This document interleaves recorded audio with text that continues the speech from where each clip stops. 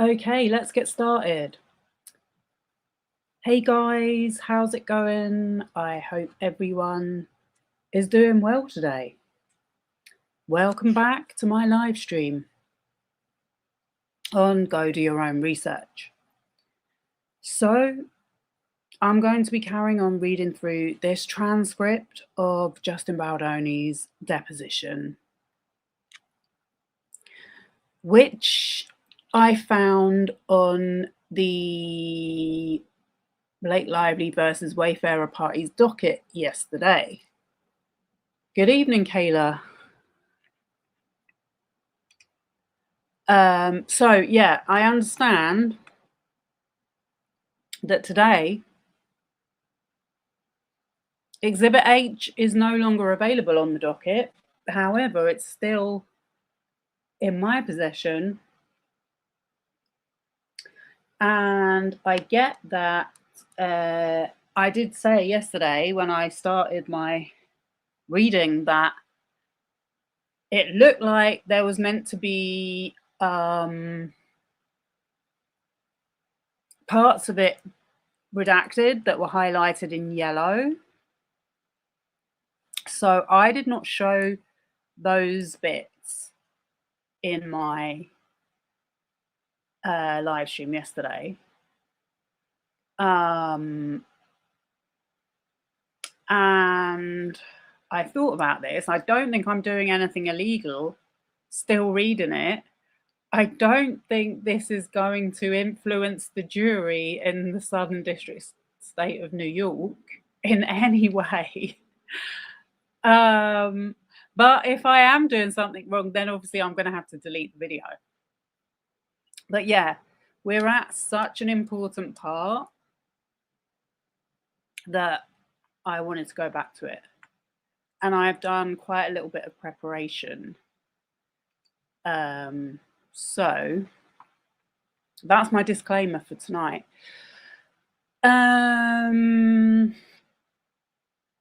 Okay, so we were at page 37. And we were about to start talking about Melissa Nathan and her role in all of this. So they've just taken a break, and that's when I stopped. So I'm going back to that part in the transcript. And it's Ms. Shah who is leading the questions right now against Justin Baldoni. Okay, all right. There came a time when you and Wayfarer brought on Melissa Nathan and her firm, TAG, to help you with crisis communications. Is that right? Yes. How did you become to be introduced to Melissa Nathan? Me personally? Yes. Do you mean specifically or the sequence of events or? Describe for me the sequence of events that led you to coming to the idea to hire Melissa Nathan and then ultimately hiring Melissa Nathan. We decided to bring on someone for crisis PR, and Melissa Nathan was, I believe, one of the names that was presented. When in time did you decide to bring on crisis PR? I believe August of 2024. Do you recall that it was around or before July 25th of 2024? That what? That you decided to bring on crisis communications? I don't. No, because your story tells it differently. But anyway, let's carry on. Okay, any reason to dispute that?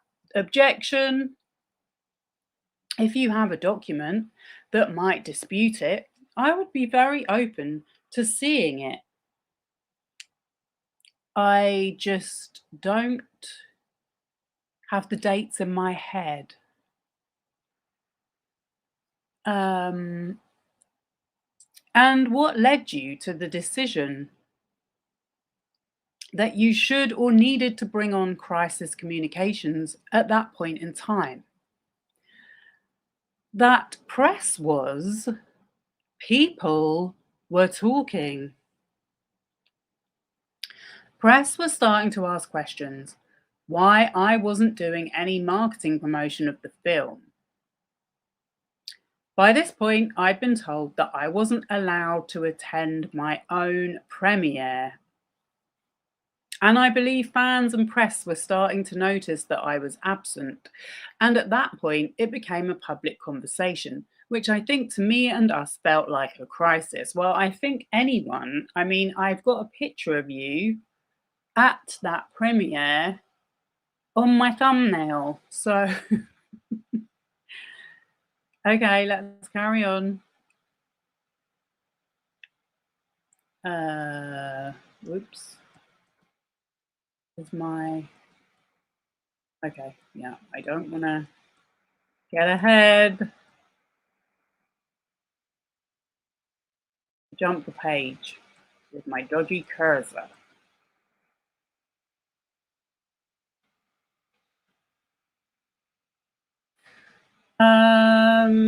Well, what about it felt like crisis to you?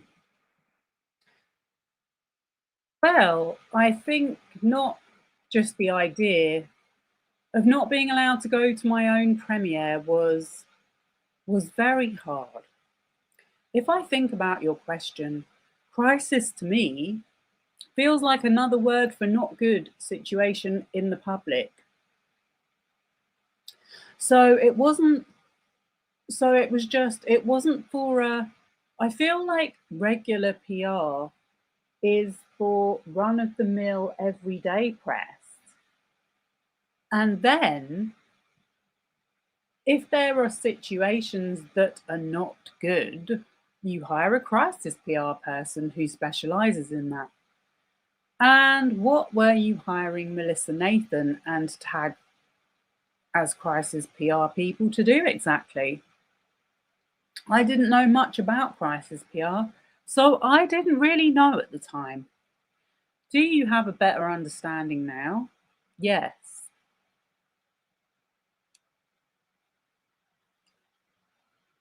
What is that understanding? To combat untrue negative stories with the truth. When did you come to that understanding? After I met Crisis PR, meaning Melissa Nathan and the various people that worked with her. At Tag, yes. Okay. And when I say Tag, you understand that I'm referring to Melissa Nathan's PR agency, the agency group, right? Yes. Okay. You said that Melissa Nathan or the agency group's names was one of the ones proposed to you as a potential crisis PR. Is that right? Again, not proposed to me, but I believe there were multiple that Jamie had met with. Do you know if Jamie actually spoke to or met with any other than Melissa Nathan and her team? I'm not sure. Do you have an understanding of what led Wayfarer and you to hire Melissa Nathan instead of any of the other recommended PRs? I believe I entrusted that to Jamie to help make the best decision for us. Do you have an understanding from Jamie or otherwise in terms of why he decided to hire Melissa Nathan over other names that were recommended? I didn't ask very many questions at that time.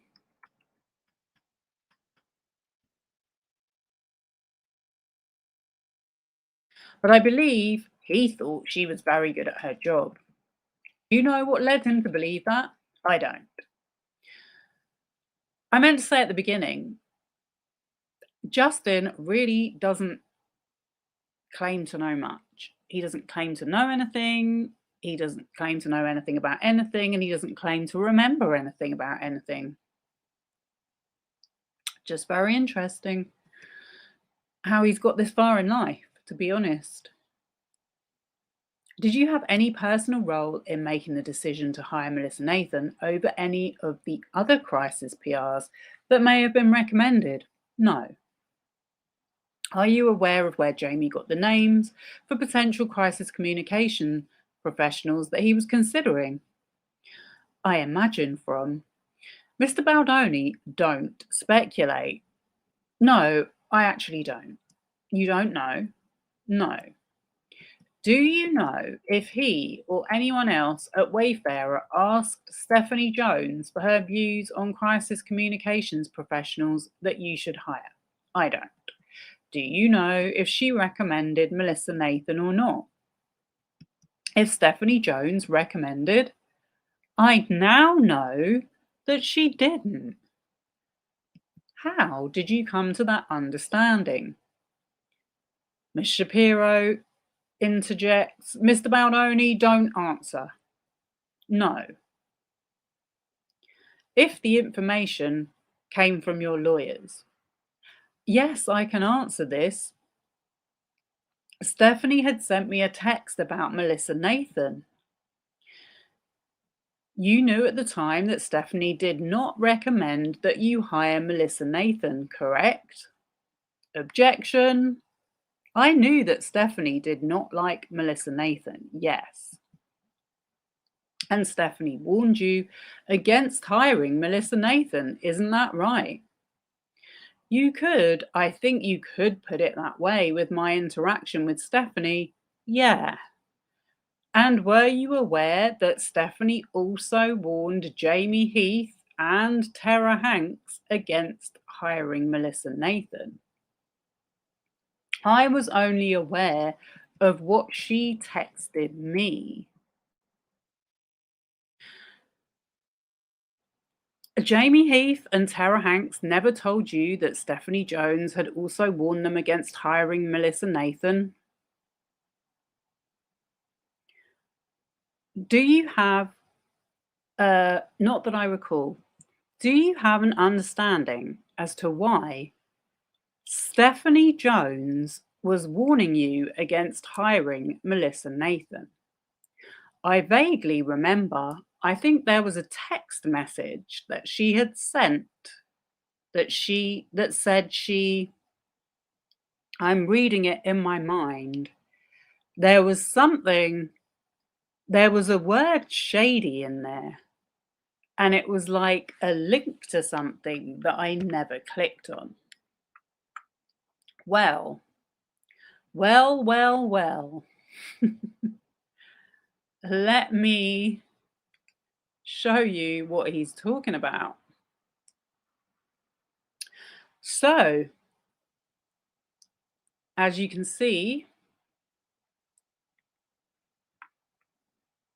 we have a text on the 27th of July, which is a Saturday at 2 a.m. I don't know why it was sent at 2 a.m. It looks like it was forwarded. I don't know, because it says to Stephanie Jones, but then it's got Jen Abel with the prayer hand emoji.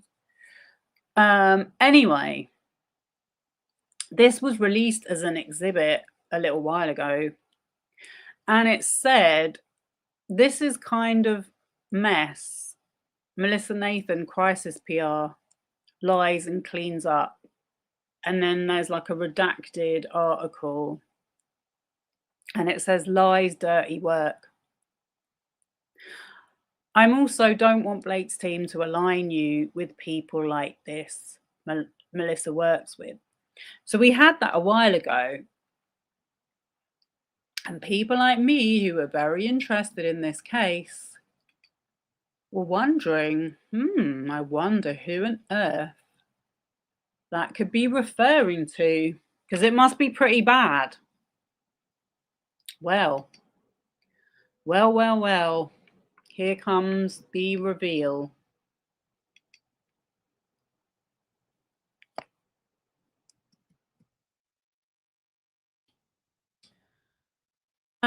Other than the text message you're describing with Stephanie Jones, did you ever have a conversation with her about this issue?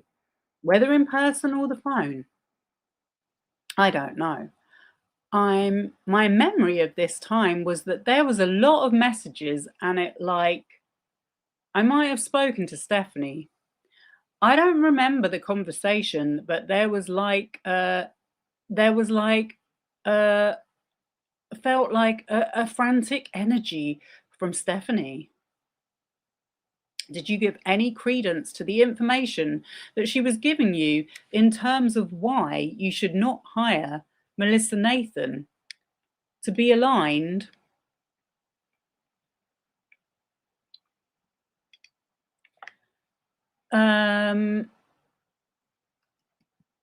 with you? Objection. What do you mean by credence exactly? Did you ever bear in mind this guy is obsessed with his reputation. He's obsessed with his reputation and cleaning it up. That's his story. What do you mean by credence exactly? Did you take her concerns seriously? I believe I did. The text said lies, dirty work. This is the kind of mess she covers up. Did you do anything to investigate them further before you hired Melissa Nathan? I didn't have any capacity at the time to do personal investigation, no. What, you couldn't put it into a search engine?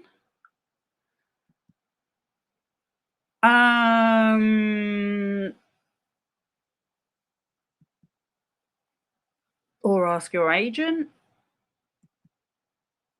Did you relate Stephanie's concerns to Jamie Heath or Tara Hanks at the time? I believe I did, yes. Tell me what you recall about the substance of those conversations or communications. I remember passing along that Stephanie doesn't like. I didn't know who Melissa Nathan was. One of the people. It literally said her name. That's what I remember. Do you remember Stephanie Jones telling you in sum or substance that Melissa Nathan and the tactics she uses as a crisis communications professional are not the kinds of tactics that you want to publicly associate yourself with? That sounds very familiar.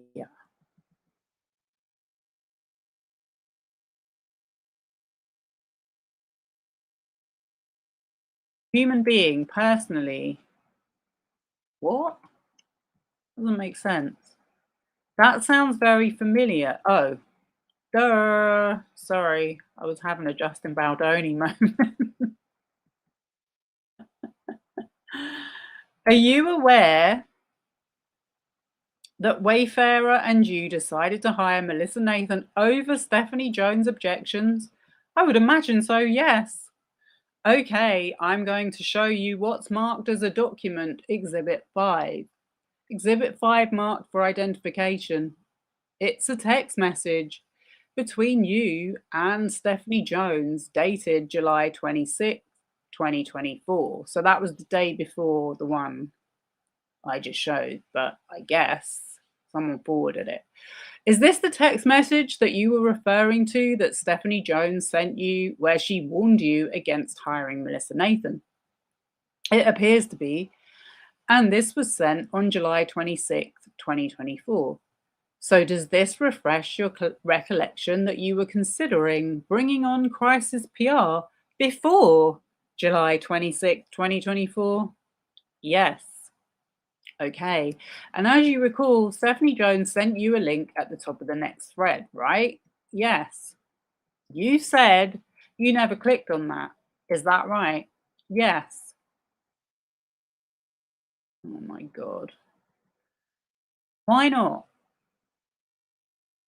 It might sound silly, but it felt like there was an agenda and it didn't feel, yeah. And so, because it felt to you like she had an agenda, you didn't bother to look at what she was sending you. Objection! I didn't say that. How would you say it? I was going through a lot in my life at this time, and I didn't want to be in the middle or a part of anything like this. So I asked her to please communicate with Jamie and Tara, as they would be handling everything.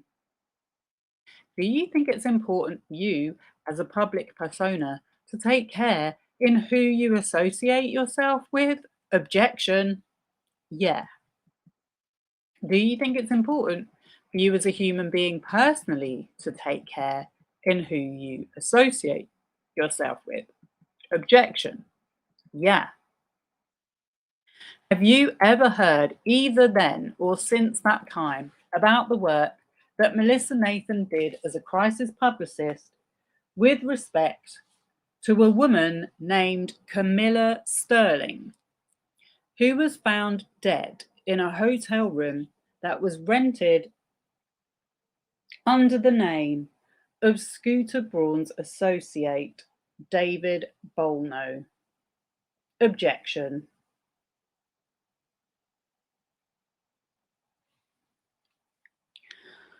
Through this case in the last few weeks, yes.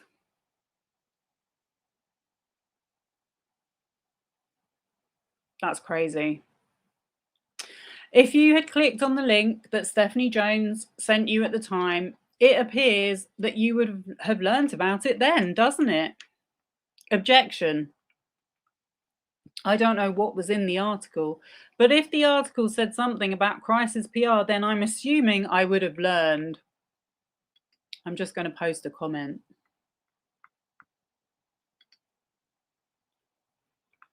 He had no idea Melissa was going to take the Hailey Bieber thread to mean he wanted to ruin Lively's reputation. Yeah, I know, right? This is what we would need, he said. And then he gets sent an article about a dead woman in a hotel room, and he thinks, oh no, I don't need to click on that. I'm going through a really hard time right now. Nothing dodgy about that.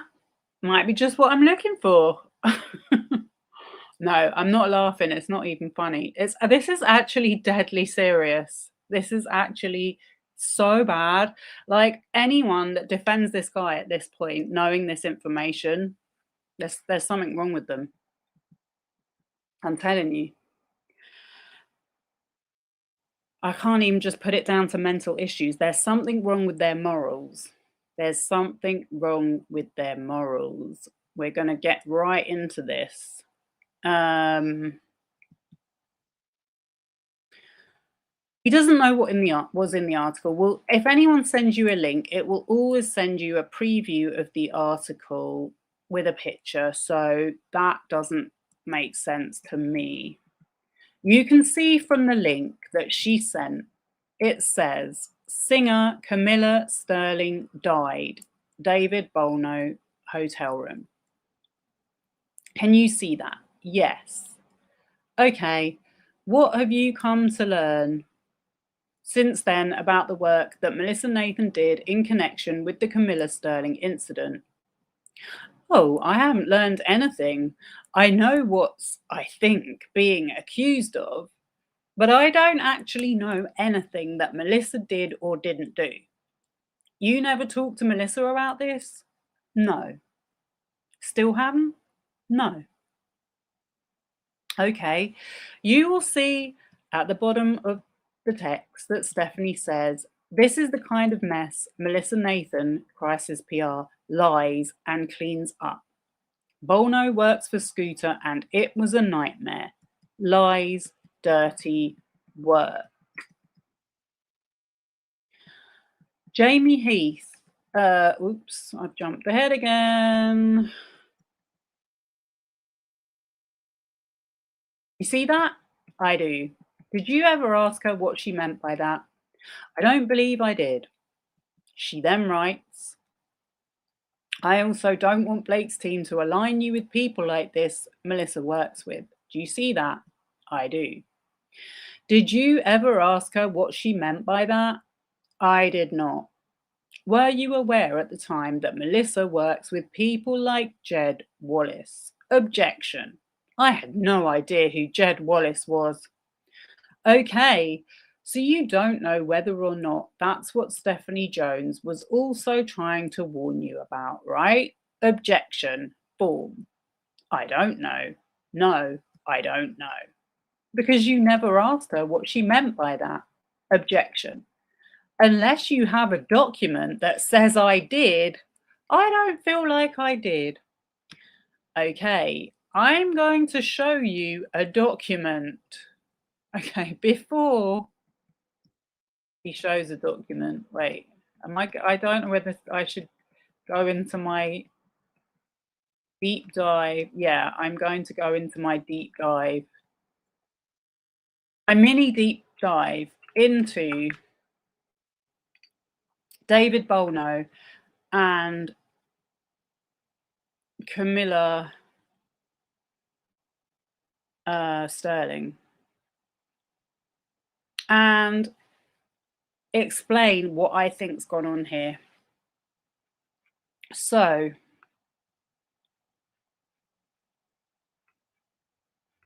this article,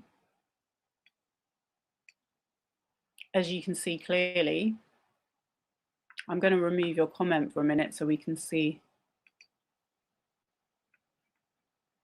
Wait.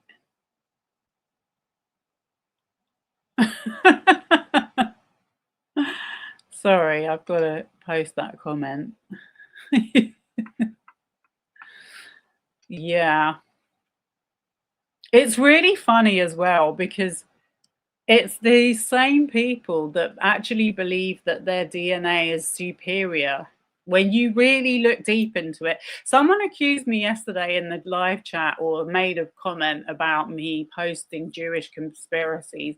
This is not conspiracy, I promise you. It's not a conspiracy. I know that's what they want to make you feel like it sounds like.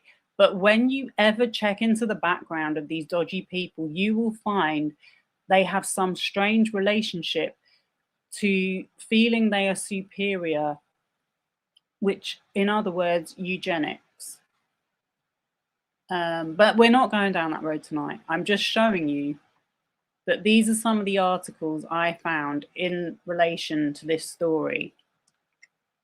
So clearly there it says Scooter Braun is linked to burying the controversial death of a promising talent. And this was published at the end of December in 2023. So this poor woman, by the way, she died in March of 2023. I think it was the 30th of March. Her death wasn't announced for a couple of weeks after. And would you believe who got the exclusive on it? If I told you it was the Daily Mail. Anyway, celebrities like Ariana Grande and Hailey Bieber have left Scooter Braun's management, sparking speculation around their rocky relationships and song of control in Justin Bieber's case. Braun's longtime clients, including Demi Lovato, have left, possibly due to his legal dispute with Taylor Swift. The recent revelation of David Bolno's involvement in hiding the death of an aspiring singer adds to the mystery. Bolno, Braun's associate, he was actually, I looked it up, he was the financial officer of Hybe. He was like a business partner for these people, business executive. His role was in the financial side. He's actually got a pretty shady history if you really go and look it all up, but we're not going to get into all of it. I'm just focusing on Scooter Braun because if you don't know, we've been making a series of videos which started off because of this topic surrounding these smear websites that came up in this lawsuit. One of them was linked to Alexa Nicholas. So we started doing a bit of a deep dive into Alexa Nicholas, and then we found out that there was this other website called Look Back Fraud, and one of the women mentioned on there, Shelley Auguste, was linked to Scooter Braun. She said in an interview where she announced that she had been assaulted by Diplo with Sloan Hooks, who we've made a video on, that Scooter Braun taught her everything she knew about digital marketing. So that's why this is all relevant.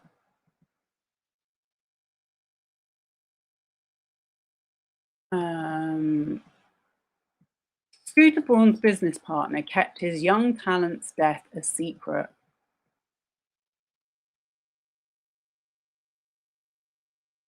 Scooter Braun's business associate David Bolno with his rumoured former girlfriend and deceased young talent.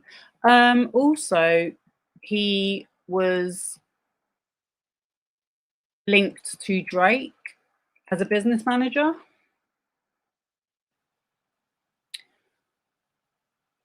On November 8th, 2023, Business Insider released an expose on Bolno, sweeping Sterling's death under the rug. The report revealed, we've got the Business Insider article, don't worry, that's coming up. The report revealed that on March 30th this year, the 24-year-old talent took the elevator up to room 2805 of the Setai Hotel's VIP Ocean Suites in Miami to visit David Bolno, Scooter Braun's business partner and the money manager for stars like Drake and Post Malone. Around 4:30 a.m., Bolno went out and left Sterling in the room. She was found dead in the bathtub around 8 hours later when the concierge noticed that no one had checked out. In the photograph of the scene, there were 2C, a drug cocktail containing MDMA and ketamine. So if anyone was following the P. Diddy case or the P. Diddy trial, I should say, where he pretty much was let off the hook, where his attorney team was headed up by Mark Garagos, whose business associates with Brian Friedman and the attorney, longtime attorney for Joe Dunn, the guy who suggested to Alexa Nicholas that she start this survivors advocate group, and we posted a little clip of them all together at the launch for it on the Sloan video. We're going to do a third episode coming up. Stay tuned. But do you see how all these people are connected? It cannot be a coincidence. But anyway, let me carry on. I was going to say about the Diddy trial. That was when we first kind of came to know about 2C. And what annoyed me about listening to that trial, well, a lot of things annoyed me about listening to that trial, but it was clear that he was, got to choose my word carefully, encouraging, persuading, coercing his love interests, if that's how you want to describe it, the women that he was accused of sex trafficking, but he denies. He says it was all consensual relationships, but he got them to take these drugs. And one of the sex workers had spoken out and claimed that he'd secretly filmed them having a freak off because he was scared one of them was going to die. Well, here we have a girl who's dead in a hotel room, and they found this 2C. and it just happens to be in Miami, where I think a lot of the freak-offs took place.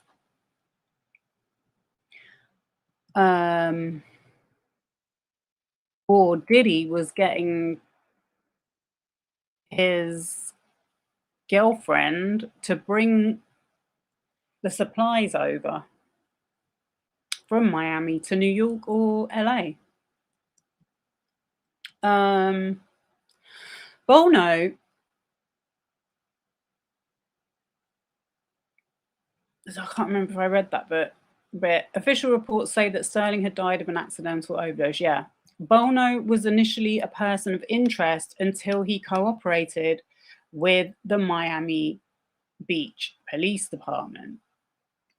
When asked why he was with Sterling at the hotel, the music executive said, "She was recording music the night before. She's a client and she was going to sign a record deal with me. I helped her make music. There's not much more to it." Well, there is a lot more to it. Because first of all, he's on the financial business side of the business. He's not a record producer. So that bit don't add up. She did have music out. She's actually on YouTube. She has a channel on YouTube. You can see her music, and she's done a lot of interviews, or a few interviews, I should say, not a lot. But they're all in her native language, which I think is, she's a Latina. She's from a Latin country, I think Colombia. So I cannot understand any of it or any of the comments on any of the videos, but I am going to bring something up about one of the comments in a minute. I told you this is going to be a deep dive. Right, let me crack on. Justice for this girl. That's why I'm doing this. This girl deserves justice. His statement proved to be a lie when text messages between him and his talent revealed that he paid rent on her condo. So apparently he was paying $140,000 a month or something for her apartment. She also referred to him as her boyfriend, and her friends said that their affair was an open secret. Bolno, who's married with 2 children, he's 46. There's various reports on her age, but the youngest I saw would have put her at 22, possibly 23. She's 22 or 23. Initially, when the announcement was first made, they said she was 34. Bolno, who's married with 2 children, has been Braun's right-hand man for 17 years. I think he has always been Scooter's executioner. He's the bad guy when he needs to be, and I think that allows Scooter to sort of play the good guy, said a manager who's previously worked with the duo. Bolno doesn't really do anything that Scooter hasn't already sanctioned or approved from a business point of view. Bolno has effectively detached his name from the case. However, Business Insider wrote that within the upper industry crowd, everyone knows what really happened that night. Someone who was doing a business deal with him and Braun noted that the pair had ghosted him after Sterling's passing. There you go. It says it right there. Note, David Bolno was the chief operating officer of Scooter Braun's Ithaca Holding. He was also hands-on during the infamous acquisition of Taylor Swift's masters.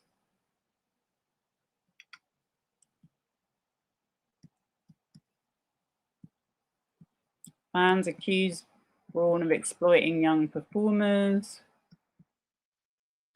Reddit fans think Bolno's relationship with Sterling says a lot about Braun's shady business. This is incredibly sad, one wrote. I'm sure Scooter and his team have a lot of bad mojo from how they've exploited younger performers, especially female ones, to get rich themselves. Time will tell. I feel like any day now there is going to be a disgusting expose about Spider Boy and or his boys. If only. because I've not seen it. A commenter replied, citing the first time Grande fired Braun, "I'll never forget that when Ariana fired him the first time around, Scooter did an interview where he said that his team begged him not to take her back and was encouraging him to give stories about her to the press. I read that and was like, what the F? Does he think this makes them look good?"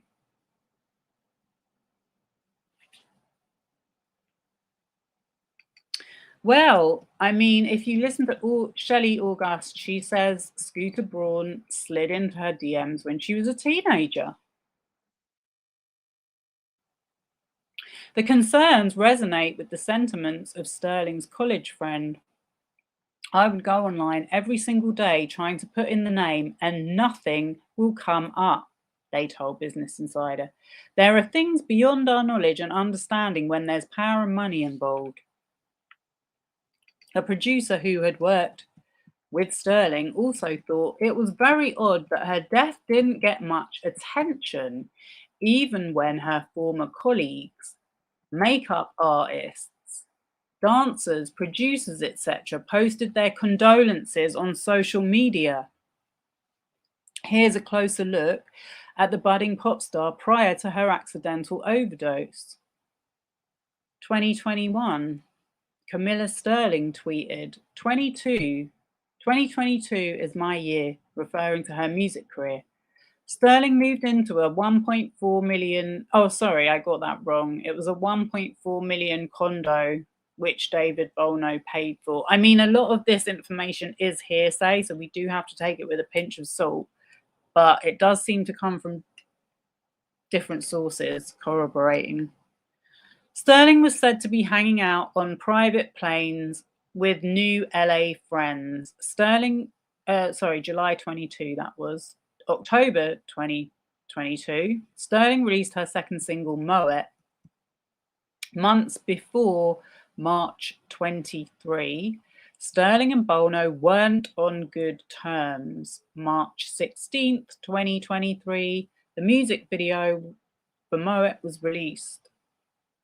March 30th, 2023, Sterling was found dead in the fetal position in her hotel room's bathtub. The Daily Mail, by the way, published photos of the room, police photos of the room.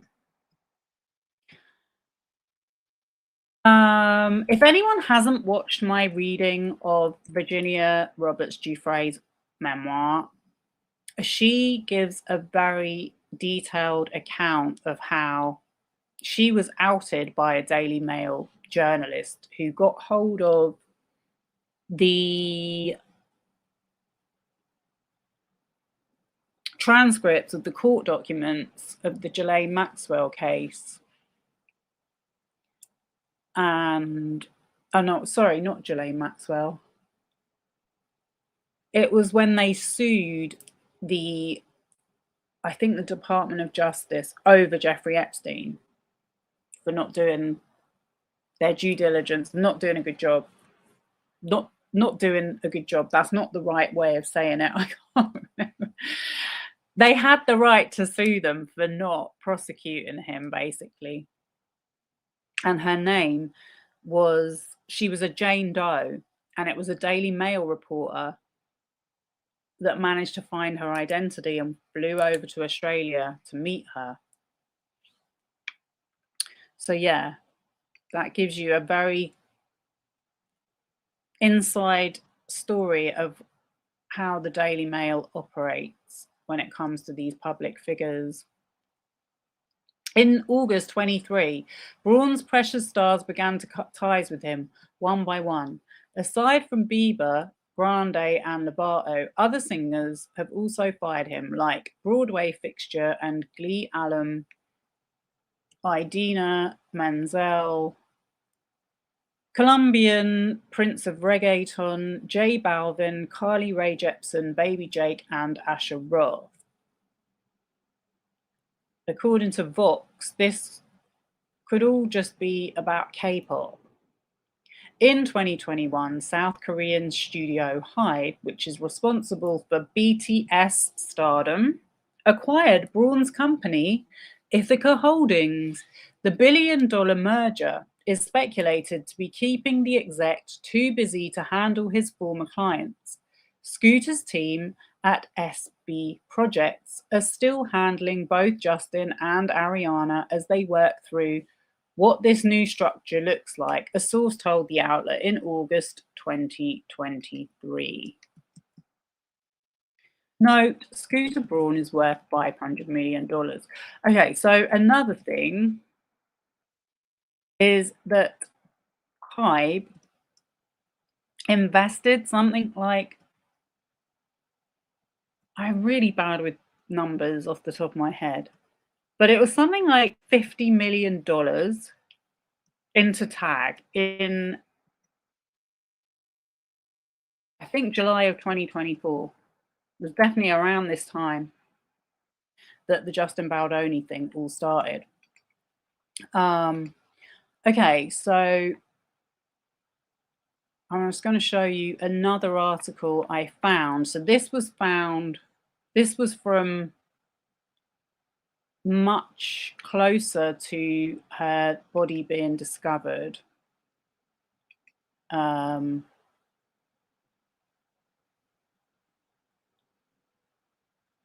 was on April 19th, 2023. It's a bit of a weird publication, but it said Camilla Sterling's body was discovered face up in the tub after David Bolno left the hotel room in Miami. Miami Beach, Florida. David Bolno, the music executive who was initially considered a man of interest in Camilla Sterling's death, was cleared by the authorities. You see, this is how they ran this story. They ran it as he's been cleared. The woman was found dead in the bathtub of a Miami Beach hotel room rented by him and the singer. Her body was discovered face up in the tub after Bolno had left the room at the hotspot Miami hotel, the Setai, which is a luxury $2,600 a night facility. Look at this ridiculous advert I'm being shown. I hate these websites. Oh gosh. As per records, this is where it gets really fishy, and you have to keep in mind Stephanie Jones is Scooter Braun's publicist. You know, so it's not a stretch to assume she had pretty good knowledge about what happened in this situation. As per records, Bolno checked out of the hotel at 4:30 a.m. on March 30th and left Sterling there.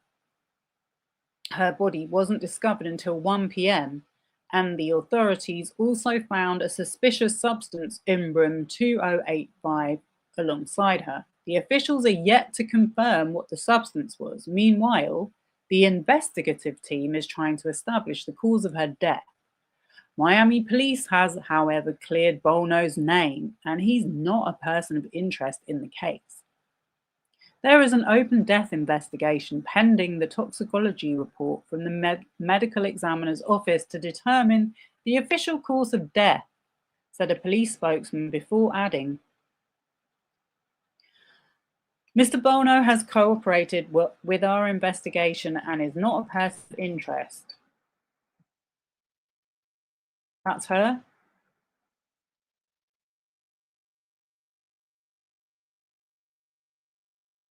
Bolno reacted to Sterling's death and called it a terrible tragedy.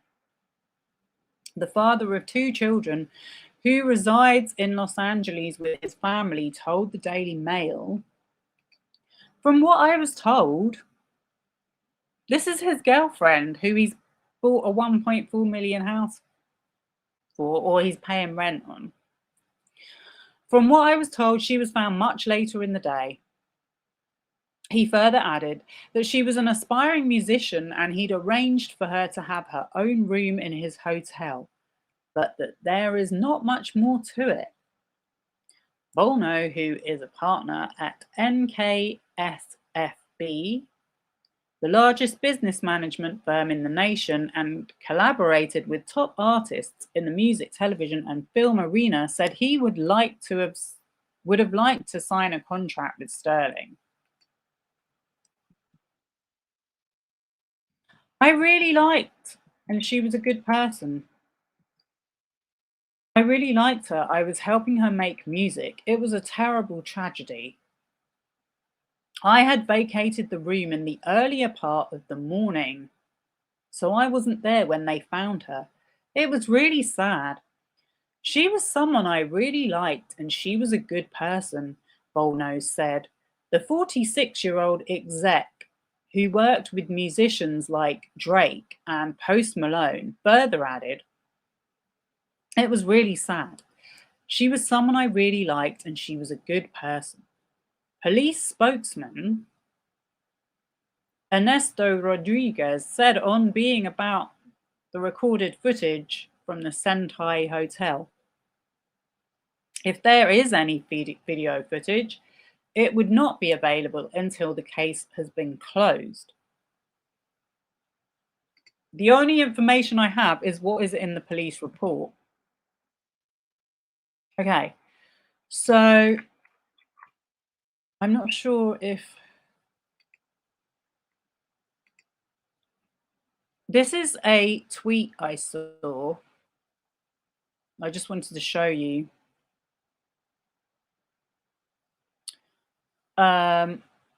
Look, SB Projects, David Bolno, Chief Operating Officer, Hybe America. 2021 Hybe briefing with the community. So someone tweeted, "All the male executives at Hybe are disgusting beyond belief. David Bolno, who is Hybe America's COO, was literally under investigation last year for the death of a young woman he was dating that took place in his hotel room."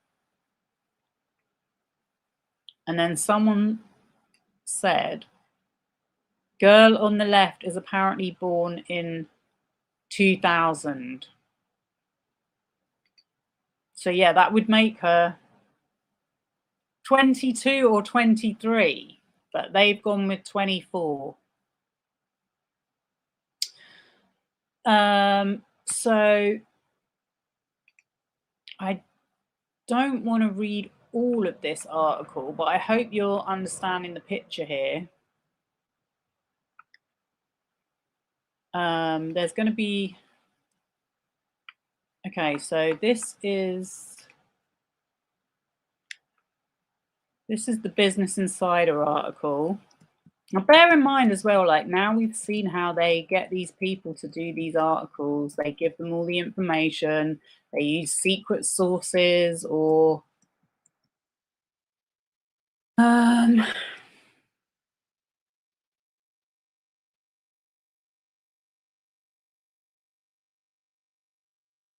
so just interesting that it says here, the Daily Mail broke the story 2 weeks later. The report said Sterling had ordered room service after Bolno, then 46, left. Bolno told the paper Sterling's death was a terrible tragedy. So this, I'm not a detective, but it looks like someone apparently, well, I read a report that said it was a husky voice that called for room service after he'd apparently left to catch a flight at 4:30 in the morning, which who does that? Apparently David Bolno does. He left the hotel in a Cadillac Escalade and Sterling stayed behind.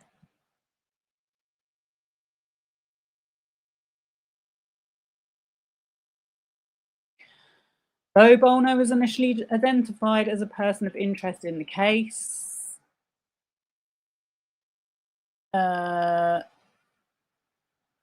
The police said he'd cooperated and was not suspected of wrongdoing. Bolno told the Daily Mail in April that Sterling had been there because she was recording music the night before. Sure thing, buddy. Who records music the night before and then goes to a hotel? Like, it's just nothing makes sense about it. Like, most people that do that kind of recording, from what I understand, they keep going until the early hours of the morning.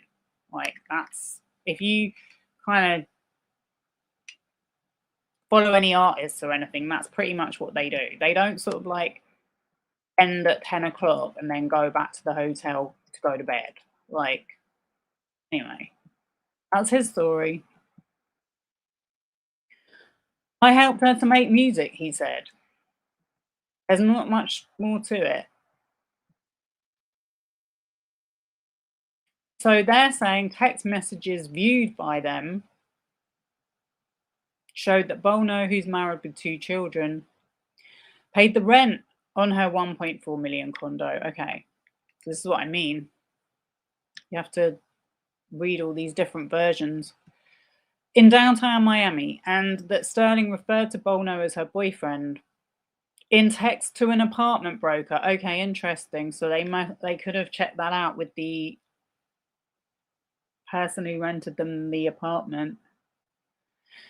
He also created an LLC under his initials in 2021, seemingly for the sole purpose of releasing Sterling's music. 2 of Sterling's friends said it was an open secret among them that she was dating someone powerful in the industry who was behind her rise. All of Sterling's friends who spoke with Insider asked to remain anonymous as they didn't want to be identified discussing a powerful industry figure linked to Sterling's death. In the music industry, notoriously dominated by white men, there's a long history of older men courting attractive young women and promising them the keys to the stardom. That was the other thing I wanted to say. Like, this is exactly what P. Diddy did to his victims. The power imbalances in Sterling and Bolno's relationship were obvious. She was considerably younger, an immigrant and woman of color, reliant on him for money and industry connections. Doors seemed to open quickly for her with his backing, setting Sterling on a fast track to fulfill her lifelong dream. But since Sterling's death, Bolno has worked to distance himself from the tragedy and buff his reputation online. We're going to get to that. Sterling, meanwhile, has largely been erased. Her life reduced to a few salacious tabloid headlines. Miami is like Latin America, one college friend said. Money determines whose stories get heard and which people's get lost.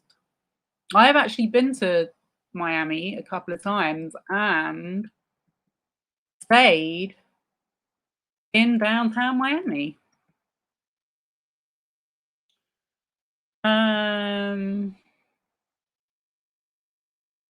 Laura Camilla Lozano Sterling. So that's her full name. So when this story initially came out, they used her real name, which is Laura Lozano, to confuse the narrative. And some people thought, and they aged her as 34. So some people thought there were 2 women that died in a hotel room with David Bolno, but it's actually the same person. She was an only child in Colombia. Her dad was in the military and her family moved frequently, never staying in one place for long. She was passionate about music and started taking vocal lessons at age 12. 2 years later, she and her parents relocated from Bogota to Miami. A college friend described them as regular people that just wanted to go to the US and get a better education and better work opportunities, blah, blah, blah. Sterling idolized American teen pop stars, especially Selena Gomez. I identified a lot with her struggles, from depression, from not believing in herself, Sterling said in an interview last November with a Puerto Rican podcast. So wasn't Selena Gomez managed by Scooter Braun, or am I tripping? After Sterling's parents separated, her mother moved back to Colombia and Sterling stayed in Miami with her dad. One longtime friend, who for years gave Sterling monthly eyelash extensions, remembers her father being highly protective of his only daughter, constantly calling to check in on Sterling during appointments. She was a very loved child, he said. She was tranquilo, a completely relaxed person all the time. But deep down, Sterling was struggling. In a 2022 interview, she acknowledged that her parents' separation had been hard on her and that moving to Miami was a culture shock. She didn't speak the language and struggled with self-confidence. She's so beautiful in that picture.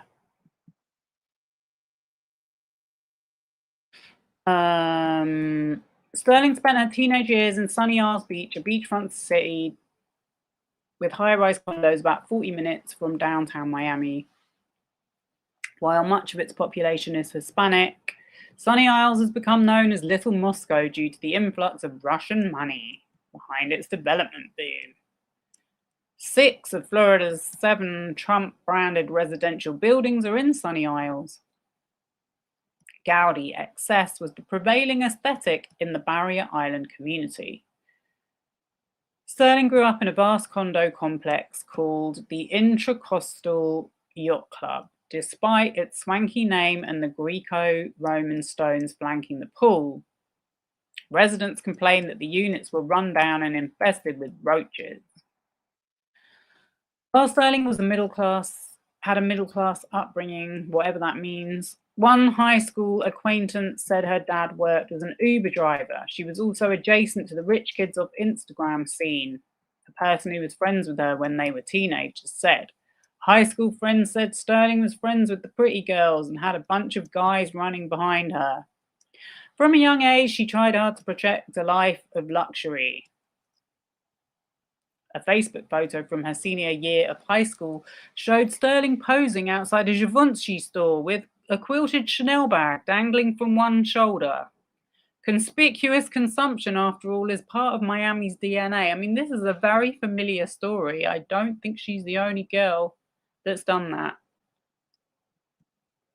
In high school, Sterling tried to build a modeling career. When she was 17, she messaged a photographer on Instagram and they met up and took photos in the park by his mom's house. He remembers the soft, high-pitched tenor of her voice. Okay, so this is what Business Insider has put together.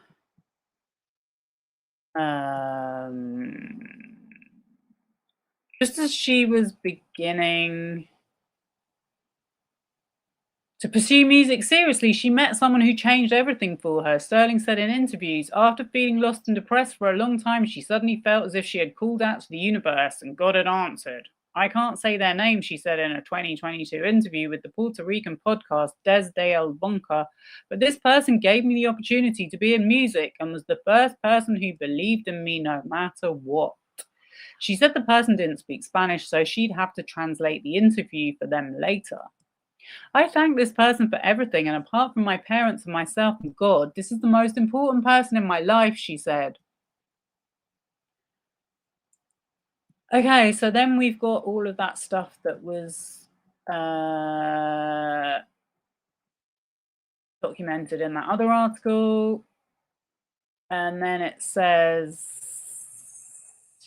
in 2022, Sterling's music career took off seemingly out of nowhere. A Miami-based producer who worked with Sterling before she debuted Hookah, the clubby reggaeton dance track, with TikTok-friendly choreography in July 2022, said Sterling started hanging out with a new Los Angeles crowd and flying back and forth a lot, often on private planes. The producer said Sterling was cagey about who she was working with, but couldn't resist name-dropping celebrities like Drake, Scooter Braun, and Lil Pump, implying that they had plans to collaborate. A high school friend said there were rumors swirling about Sterling being involved with bad men and drugs before her death. Okay. I'm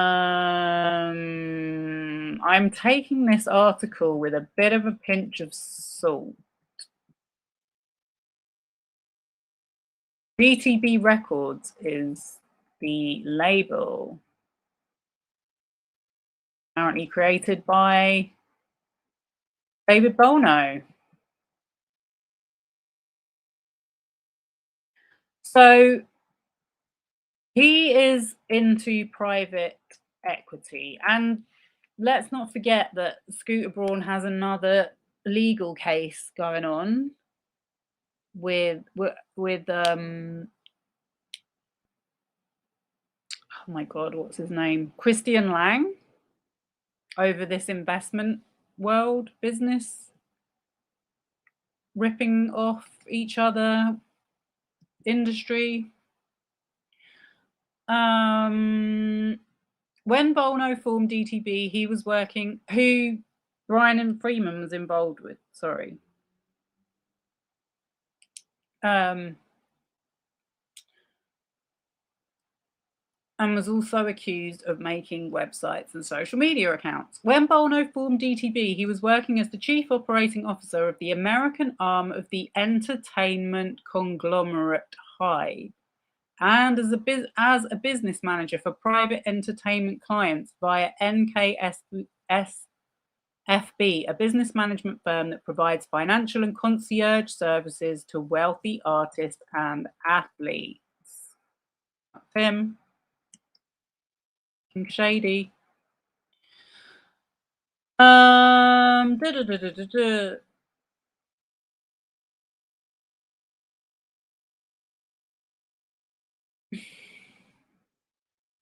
You won't find paparazzi pictures of Bolno schmoozing at charity galas or sunning himself on the music mogul David Geffen's yacht. Bolno, like many business managers, has kept a low public profile, at least until recently. But his influence extends deep into his clients' lives, and he's listed on dozens of LLCs that hold his clients' real estate, touring businesses, and other ventures. This is giving Jeffrey Epstein. Over the years, he's worked with everyone from will.i.am to Justin Bieber. In line notes for his 2011 album, Take Care, Drake wrote, "To my business manager, David Bolno, thank you for pulling my life together for me and putting me in a position where I can now begin to build my empire." Don't get me started on Drake and his LLCs. Bolno's speciality is accounting, financial planning, and structuring business entities. When he told the Daily Mail that he and Sterling had been working on music, industry peers were skeptical, pointing out that he hadn't been on the creative side before. The top business managers take 5% of gross income and only take on superstar clientele. And now, suddenly, he was going to be the manager of a new developing act. One industry bigwig said, "He's never developed an artist in his life. He doesn't have a label as a music manager. He's an accountant." Period. Bolno's IMDb profile lists 2 production credits, one for a 2010 documentary about a basketball player and one for a 2014 Mariah Carey concert film. Oh, another connection. Braun considers Bolno a trusted advisor and friend, as well as one of his closest professional associates, multiple people said. This August, Braun made headlines after several major clients, including Ariana Grande and Demi Lovato, cut ties with him, and Justin Bieber. Okay, here we go. In 2021, a man named Pt2 sued Braun and Bolno, alleging fraud and breach of contract regarding a private equity fund the 3 men had been developing together. In his complaint, Cosima argued that Braun abruptly abandoned his commitments to the fund, that Bolno, completely unrepentant, levied threats to destroy Cosima's reputation and livelihood on Braun's behalf. Braun filed a legal complaint against Cosima a few hours earlier on the same day, saying Cosima had failed to meet his fundraising obligations. The dispute went to private arbitration.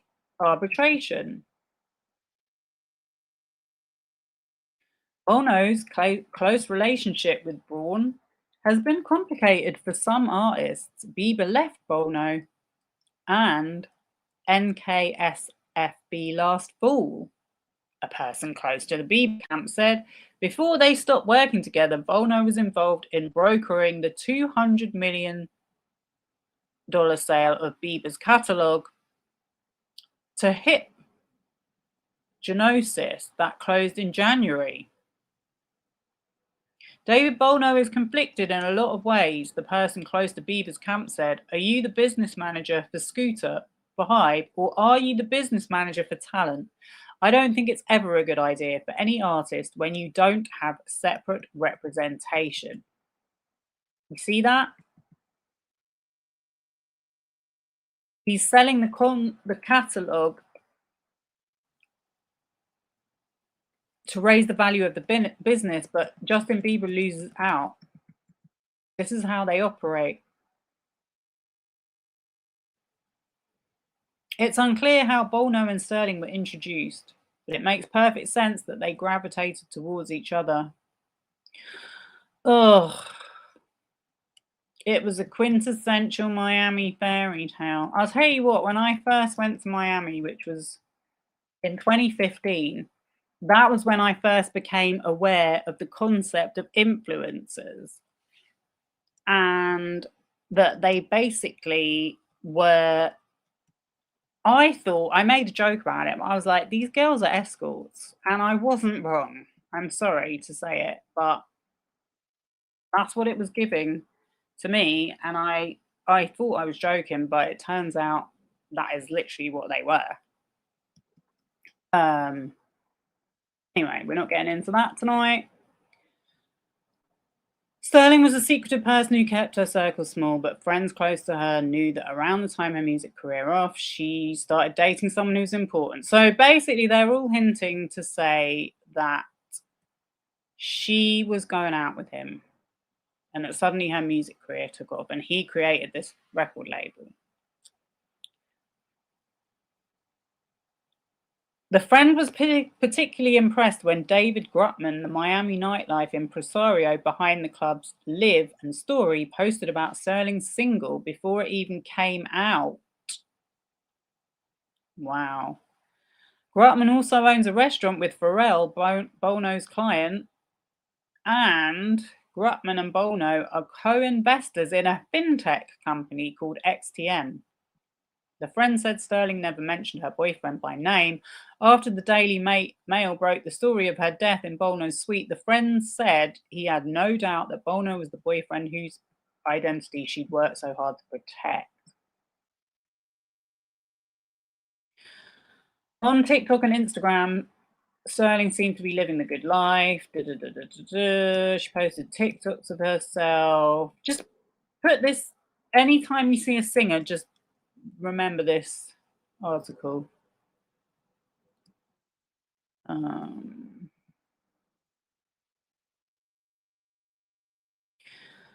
In the text and voice notes, Sterling repeatedly pointed to her boyfriend as proof she could afford the $12,000 a month, the $12,000 monthly rent. Asked to write down her record label, Sterling replied in a voice note, "I'm not signed to a label yet. I'm independent. My partner is my boyfriend, literally." She seemed uncertain about what to put down as her income.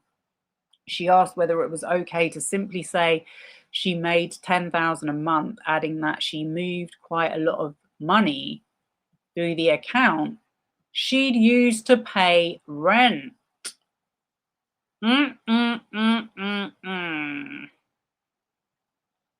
Sounds like money laundering to me.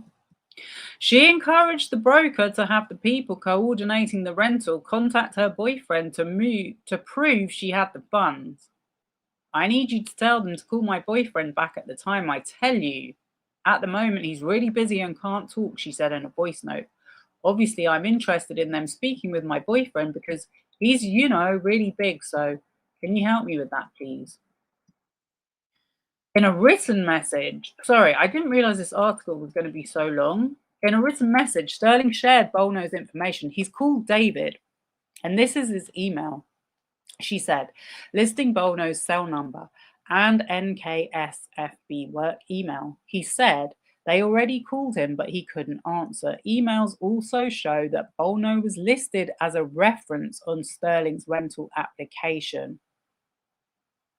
So he lied, and the Daily Mail published it and covered it up. And the police cleared him from their investigation before this story broke. The broker involved with the rental confirmed that Sterling eventually paid a year's worth of rent, more than $140,000 up front. Yeah, so it was $140,000. I knew I had that number in my head from somewhere. All she said to me was that her boyfriend was going to pay for it and that he's a producer, the broker said.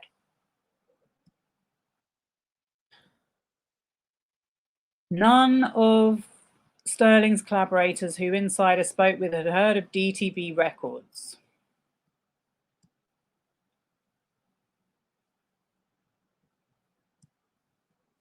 There's Drake, with David Grutman, and French Montana. Oh, one of Diddy's pals.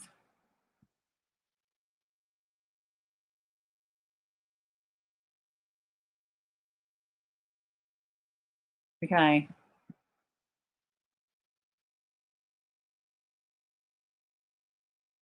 She was managed by Nordia Centino.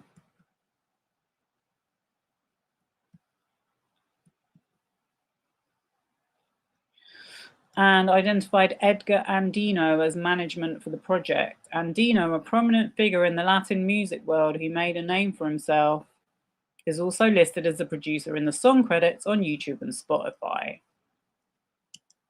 None of the people who worked with Sterling ever remembered her ever mentioning Andino. In June 2022, Andino posted a photo of himself and Bolno at the private club Zero Bond with the caption, "Surround yourself with the people that inspire you."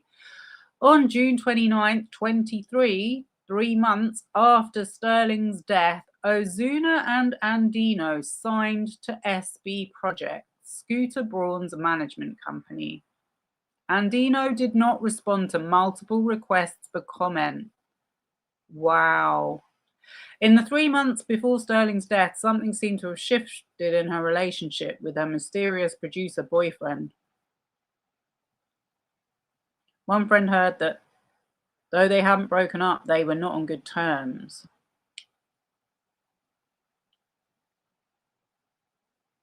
Bank records showed that a week before her death, she had more than $230,000 in a checking account.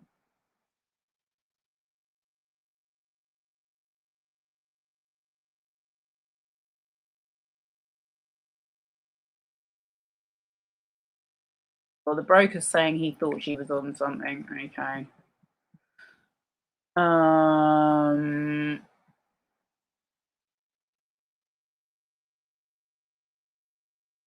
Drake was spotted by a fan at the Satai earlier in that week.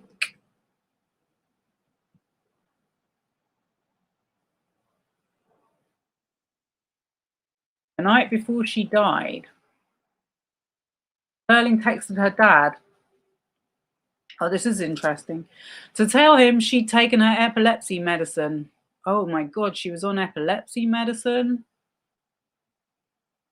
That means she had fits, seizures. At 11 p.m., a car picked her up from the Paramount Miami World Center, and she arrived at the Satai just after midnight, so she wasn't in the studio then. CCTV footage shows Bolno leaving the room at about 4:30 that morning. A note from the hotel's concierge addressed to Bolno said a Cadillac Escalade had been ordered to pick him up at 4:45 a.m. and take him to the airport. Representatives for the Set-I said they could not comment on the case. Police records say a woman with slow speech, here it is, called the Set-I's front desk to order breakfast to room 2805 at 8:18 a.m. After knocking several times, a staff member entered the room but left upon seeing nobody in entry sight. When the hotel called Bolno a few hours later to ask why nobody had checked out, he said a woman was still in the room, the records say. Members of the hotel security staff went to conduct a welfare check. When they entered, they found Sterling unresponsive in the fetal position in the bathtub, performed CPR and called 911. The fire department pronounced her dead at 1:22 p.m. That's the hotel room.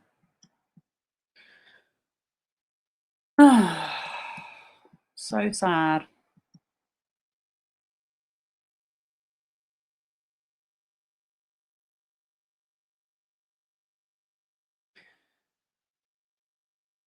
The hotel room was littered with her clothes, blah, blah, blah.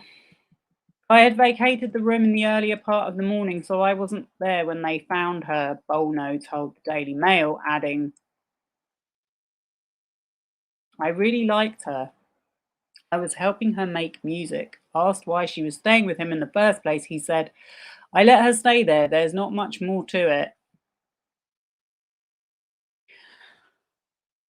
Bolno gave a recorded statement to the police on April 4th in Miami. A report from the Miami Beach Police Department said he was represented by Bruce Lur, a criminal defense lawyer in Miami with experience defending people accused of drug trafficking, Medicare fraud, and Ponzi schemes.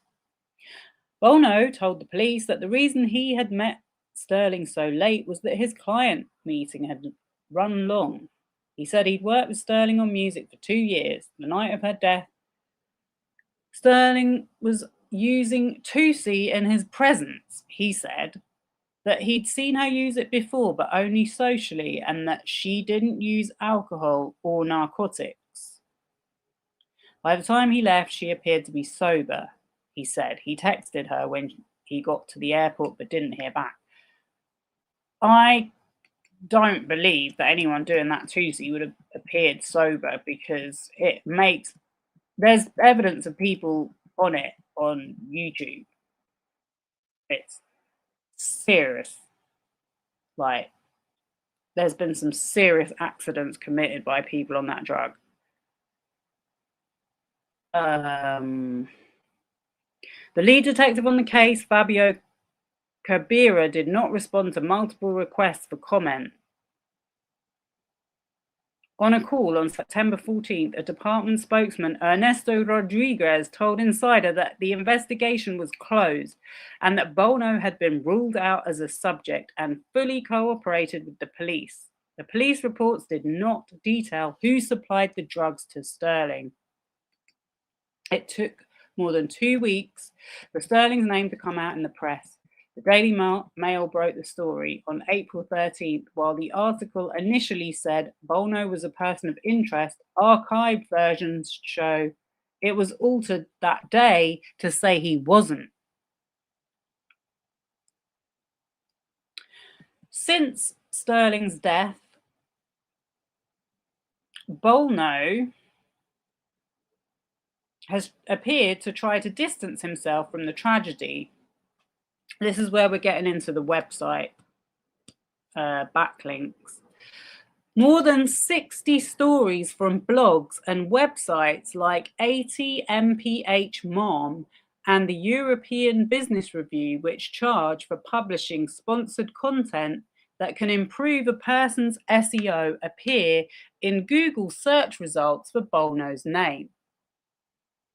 These stories hold Bolno up as a model businessman, dispense bland advice, and talk up his contributions to charity, including a hefty donation to set up a scholarship at the University of Pennsylvania's medical school, of which his wife, a pediatric ophthalmologist, is an alum.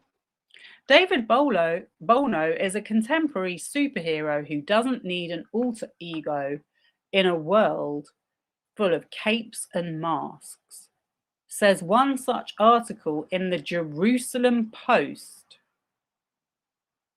The Jerusalem Post. Jewish conspiracies, yeah? Okay. Which discloses that it was written in cooperation with Bolno. It adds that David Bolno is ultimately more than simply a name. It is a symbol of transformation and optimism.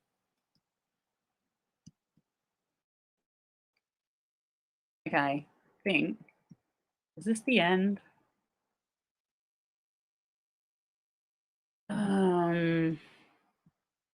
Right.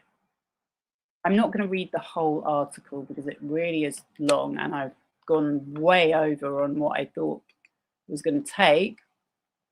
But what I am going to do is just quickly, because this relates to the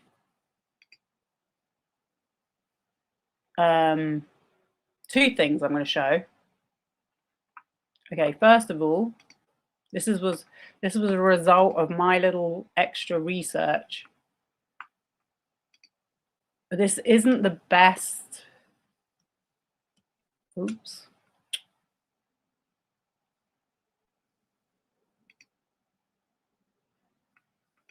Okay, this isn't the best screenshot. It's really cheesy and I'm not able to scroll because if I scroll, it just makes the image smaller again. But what this is, it's a list of all the websites that his name was spammed on, or yeah, on Crunchbase. So if you go to Crunchbase, because I always go to Crunchbase to look up financial records. If you put his name into Crunchbase, you'll see all of these articles that came out in April and May of 2023. There's one, that one's in July.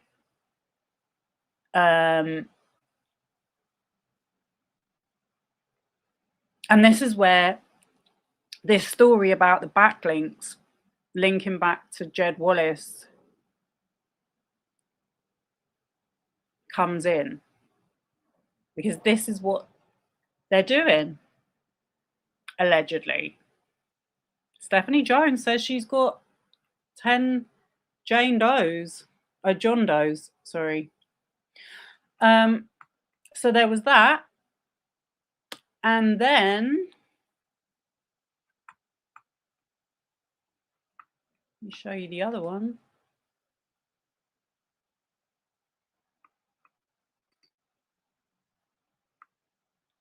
This was another comment I found very interesting.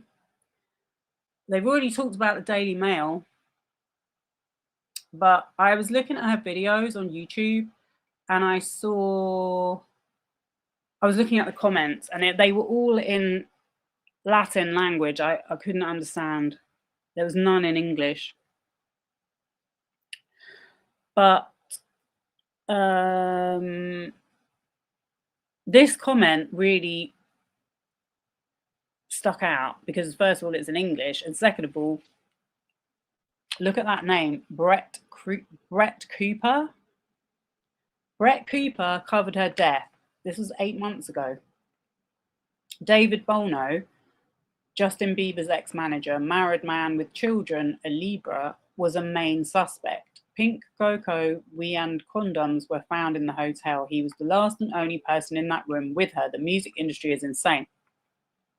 So what stuck out to me was Brett Cooper, because Brett Cooper is a content creator. She's a kind of like a younger white version of Candace Owens. Like, she even uses a very, like, her style of delivery is very similar to Candace Owens. And she works for the same media company that Candace Owens used to work for, and I've forgotten the name of it. Someone in the chat will have to help me out.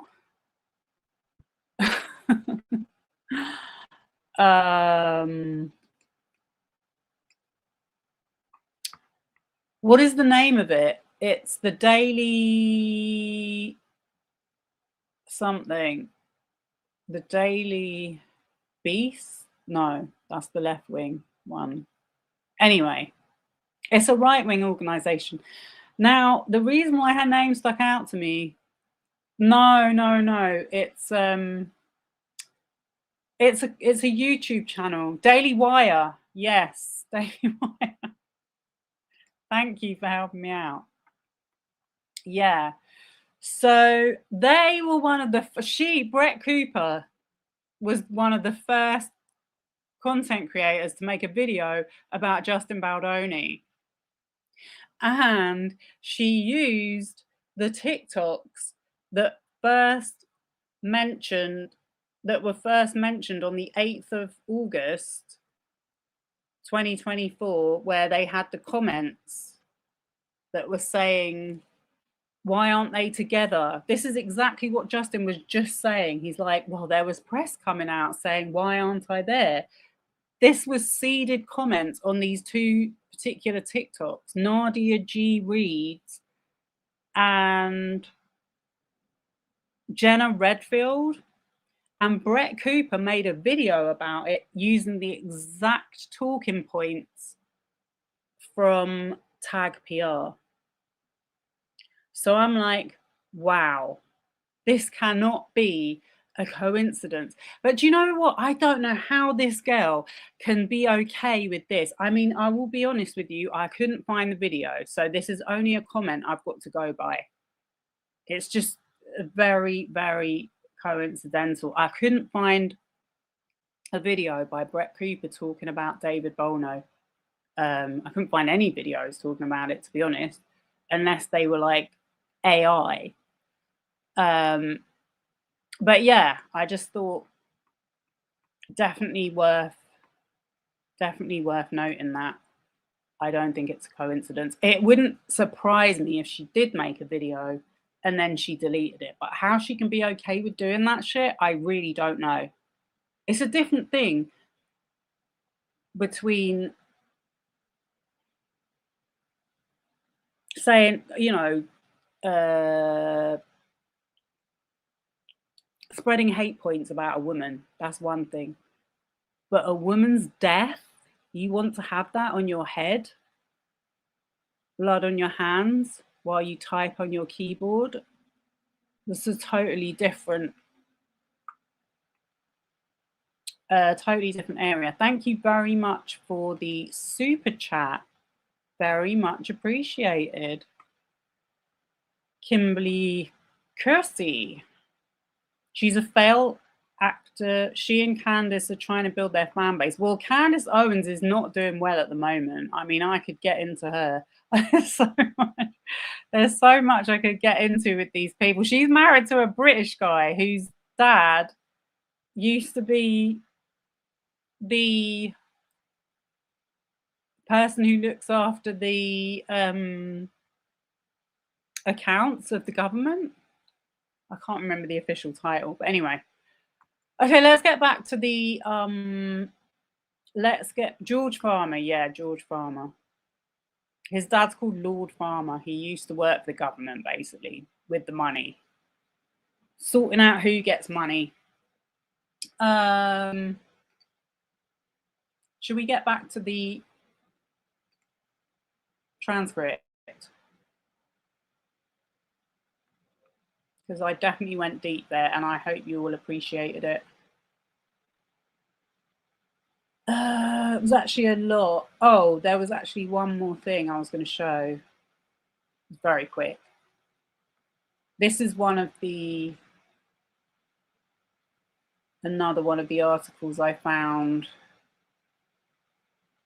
on a weird website where it said an aspiring singer named Laura Lozano was found dead in a Miami hotel room rented by music executive David Bolno. Bolno is not currently considered a person of interest. See, that was the date. All of these articles went out saying he is not currently considered a person of interest.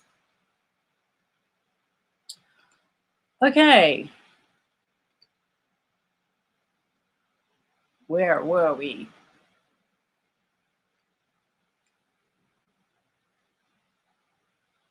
So Justin, imagine he saw that article, he had that article sent to him, and he thought, oh, I'm not going to click on that.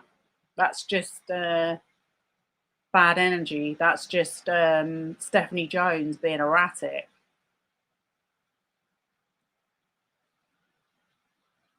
That's his mentality right there.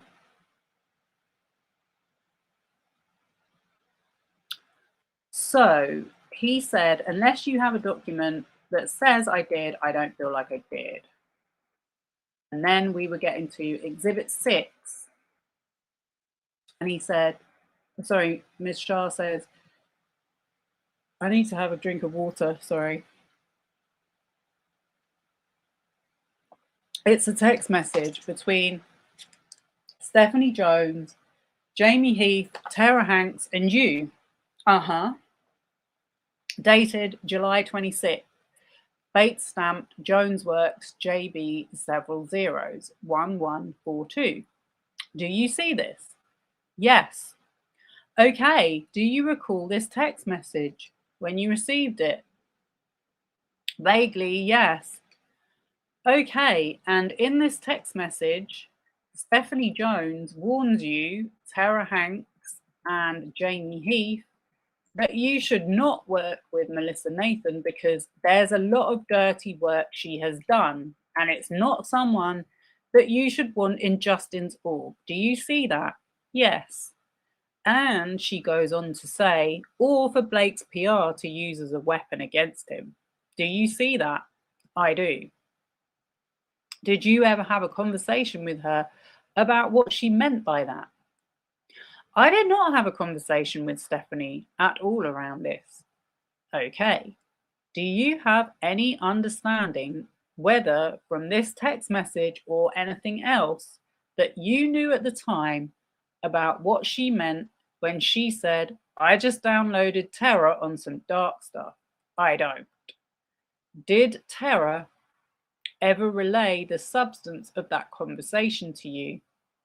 I think I had a conversation with Tara and Jamie that I didn't want to be part of any of this. So I trusted them to make the decision. I don't believe she told me anything. Okay, do you understand from this text message that Stephanie is telling you and Jamie and Tara that it might not be good for you to be associated with someone like Melissa Nathan based on the type of tactics that she has used in the past? That seems to be an accurate summary. And that if people knew that you were associated with Melissa Nathan, or specifically if Blake's PR came to find out that you had associated yourself with Melissa Nathan, they could use that against you because of who Melissa Nathan was, right? Objection. Objection. I can't speculate to what she meant by that. But it seems to be, she says, Blake's PR to use as a weapon. So, okay. Now, Wayfarer and you, are you done with this one? I think so. Here you go. Wayfarer and you went ahead and hired Melissa Nathan after and despite Stephanie Jones' warnings, right? Objection. I believe so. And there came a time in August, after you had hired Melissa Nathan, that the Hollywood Reporter published an article about the fact that you had hired Melissa Nathan, right? Yes. I'm going to show you that article. It's a document we're going to mark as Exhibit 7. Thank you. It's an article from the Hollywood Reporter dated August 14th, 2024 that says, Justin Baldoni hires crisis PR veteran amid it ends with us rift. Do you see that? And it goes on to say, the director and star has retained the services of Melissa Nathan, who represented Johnny Depp during the Amber Heard trial. Do you see that? Excuse me, on the second page, yes. Okay, you were pretty upset when this article came out, right? I don't remember what I was feeling. You were worried when this article came out that being publicly associated with Melissa Nathan might make it look like you had something to be guilty for, right? Objection. No. I think I was just not happy that my crisis PR was being publicized. I don't think it had anything to do with Melissa Nathan. Why were you not happy that your crisis PR was publicized? Because it felt like more of the kind of thing that felt like somebody would plant to draw more attention and fan a flame to something. Fan a flame to what? To public speculation, the fan theories of why I wasn't doing press with anybody, and the fan theories, Justin, that were seeded comments.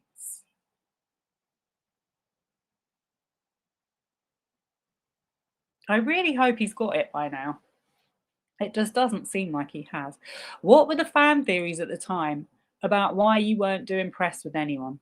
I remember there being a lot of talk about all of the cast unfollowing me, why I wasn't doing press with any of the other cast members. I don't remember the date that this came out, but I don't know if I had already done the premiere or not at this point. But I had also never read an article or seen an article about somebody hiring crisis PR, so I found it odd. And you thought it made you look bad, right? Yeah, I think I did. You thought it made you look like you had something to hide. I think I had never been involved in anything like this, and I wasn't used to seeing my name in the press in this way at all. And I certainly didn't want my name out there in a negative way. You thought it made it look like you had something to hide, and that had to do with the allegations of on-set abuse, right? I'm unaware of any allegations of on-set abuse. To this day, you're unaware of any allegations against you of on-set abuse? Objection. Abuse? I'm aware of allegations as were written in the New York Times article and in this lawsuit, yeah. What do you understand those allegations to be? I understand that I have been alleged to sexually harass Mrs. Lively, and then that I have alleged to have launched a retaliation smear campaign. I can't see any sign of it myself. Anyone else? Do you recall articles coming out around this time that called your on-set behavior abusive? Objection. I believe I do. Okay, so you understand that that was one of the fan theories that was floating around about why you weren't involved in publicity and why all the cast had unfollowed you, right? We're getting to the heart of the matter. You know what I meant to say, actually? Someone can do it now if they feel like it. I meant to look up if Popcorn Planet covered that David Bolno thing. I forgot. But yeah, wouldn't that be interesting? Objection, not necessarily.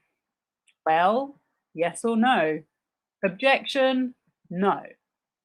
You're not aware of any fan theories at the time that one of the reasons that the cast unfollowed you and that you were not involved in a lot of the marketing of the film or publicity around the film was because you engaged in abusive or toxic behavior on set. Objection. I'm not aware those were fan theories. No. Any theories? Objection. I'm aware that there were leaks to the press that accused me of that, but I'm not aware of fan theories. Okay, 39, please.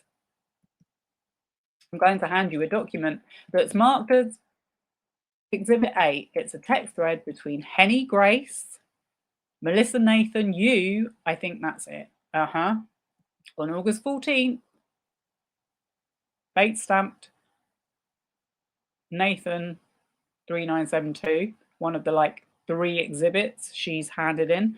Joking. Do you see that? I do. Who is Henny Grace? That used to be my alias, but it's now become public, so no longer useful as an alias. All right. So this is a text thread between you and Melissa Nathan, is that right? It appears to be, yes. I love this bit. I think I already read it before, but I'm just going to do it again because it's just such a beautiful moment of the deposition. It deserves a rewind. On August 14th, which is the day after the Hollywood Reporter article that we just looked at was published. Do you see that? Yes. Okay. And halfway down the page at 8:03 a.m., you write, talk to me about this. So I'm really frustrated about this crisis PR leak and framing it as Johnny Depp's firm to poise that I have something to hide and also there was abuse. Do you see that? And so you were concerned about the Hollywood Reporter article framing it specifically with relation to Melissa Nathan's prior association with Johnny Depp. That it might mean that you had something to hide and that there was abuse on set, right? Objection. Yes, actually, yes. Okay. And then you say, I don't understand how we are letting her continue to leak stories and do this to us. Do you see that? Yes. Who is her? I presume I meant Ms. Lively's team. Okay. And then you ask Melissa Nathan to walk you through it. And then I want you to read Melissa Nathan's response on the next page. Do you want me to keep reading past page 2? No, you don't need to. Okay. So she tells you at the top, sure, firstly, I am also incredibly frustrated. Do you see that? I do. Then she goes on to say, a PR should never be part of the story, but I also work with many people who are in trouble and protect them, like David Bolno. Do you see that? Was it your understanding from this text message or any other conversation you had with her about this topic that she was also frustrated by the publication of the Hollywood Reporter article? I'm reading that here now, so it appears.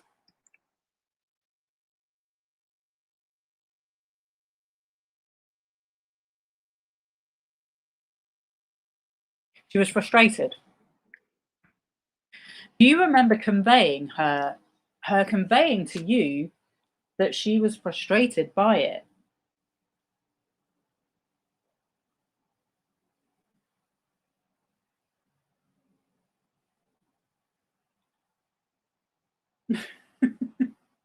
Sorry, I just checked the chat for a minute. I love you guys. You make me laugh.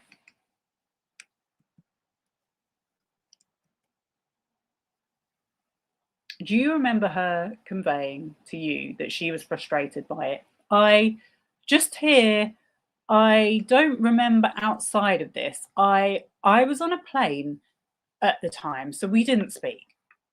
Okay. Did you speak to her outside of this text message about the Hollywood Reporter article?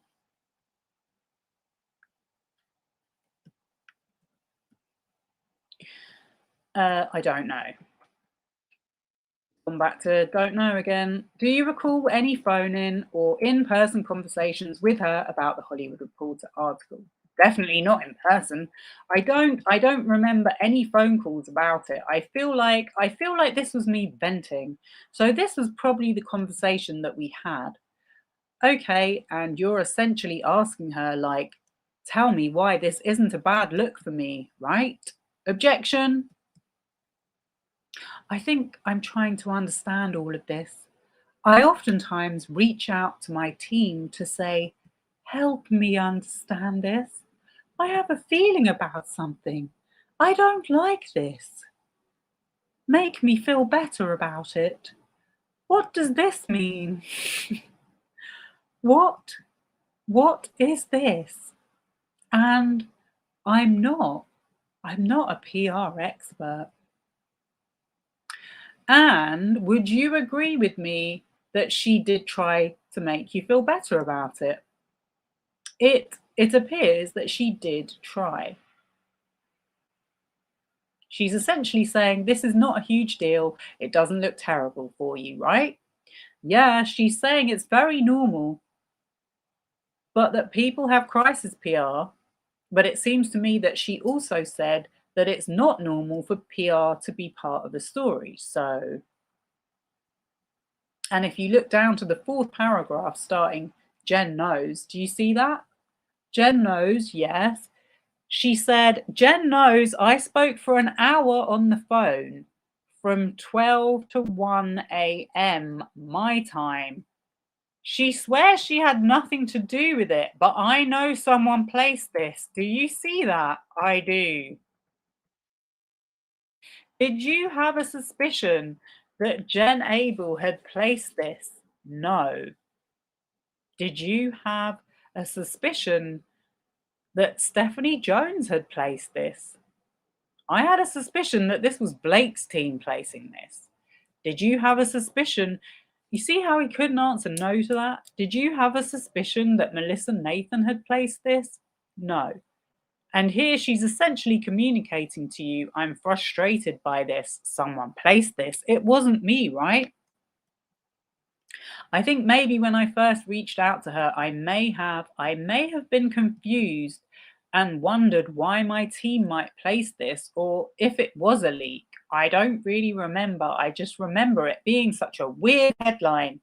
But no, I never suspected that Jen placed it. Did you ever suspect that Melissa placed it? Not in a negative way. I think if I reached out, I was confirming that no one from my team would brag about me having crisis PR. I didn't think that was something worth bragging or making an announcement about. And how wrong you were, Justin Baldoni. Did you get confirmation from your team or comfort from your team that no one from your team had leaked this information? I believe I did. I believe this is part of that. This message that Melissa is writing to you as part of the confirmation that you are getting that your team didn't have any part in leaking this information, right? I believe so. Okay. And then she goes on to say, it doesn't make you look bad. Do you see that? Yes. You understood from this that she was trying to reassure you that this wasn't a bad look for you, right? I imagine that's what she was doing. Okay. And then she said, all the reporters like and trust me, which is why when they called me, they took out all the social media stuff. And do they trust you or do they just your leaks that you might have for them in the future? Did a straight story as they wouldn't kill it. Wait, did I miss something out? Social media stuff and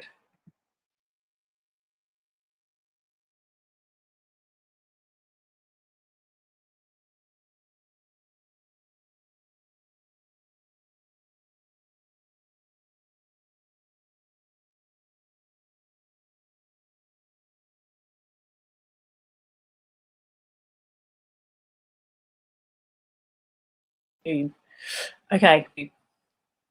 Do you have any understanding of what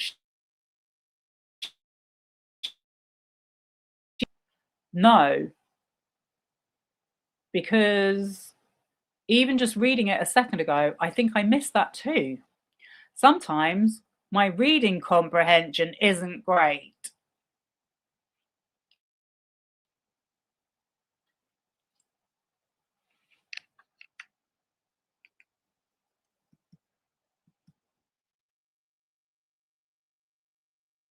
His reading comprehension isn't great, guys. He's a published author of 2 books. No, I have all the reporters like and trust me, which is why they called me. I have no idea what she's talking about. So yeah, just to retrace, she said that's why they did a straight story, as they wouldn't kill it. So she's saying she tried to get them to kill the story, but instead she had bits taken out so as not to harm him. Just in case Justin still hasn't had it explained to him yet. Did you have an understanding as of this time that she had spoken to reporters at THR or about this article? No.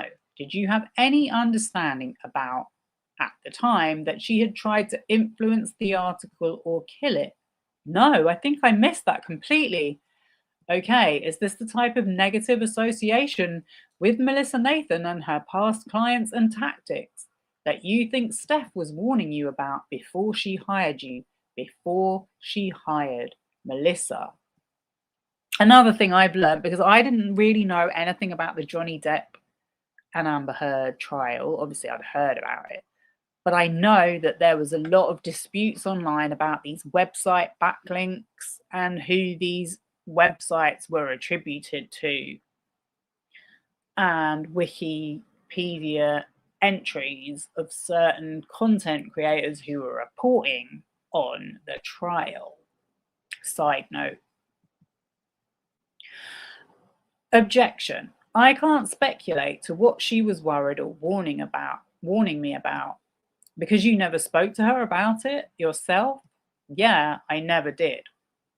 Okay, did Melissa Nathan ever tell you that she in fact was responsible for the leak that culminated in this story?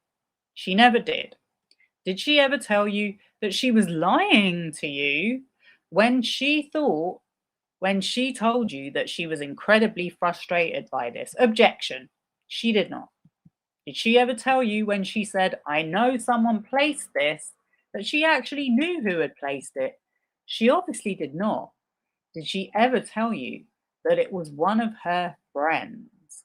Like before, she didn't tell me anything except what I see here. Okay, if those things were true, are those things you would have wanted her to tell you at the time when you reached out to ask about it? Objection. I would imagine so, yes. I'm going to show you. Pull tab 40, please. Is this the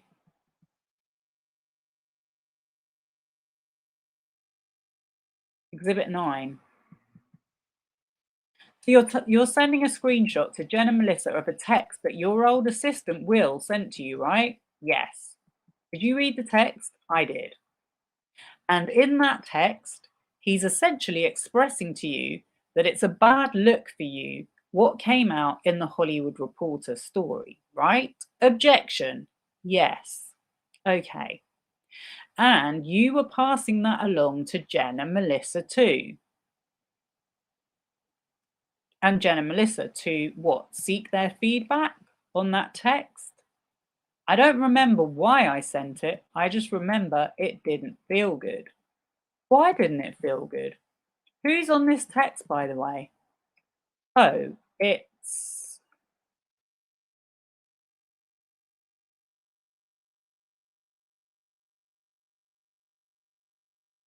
I mean, I'm being talked about in public, and that sucks.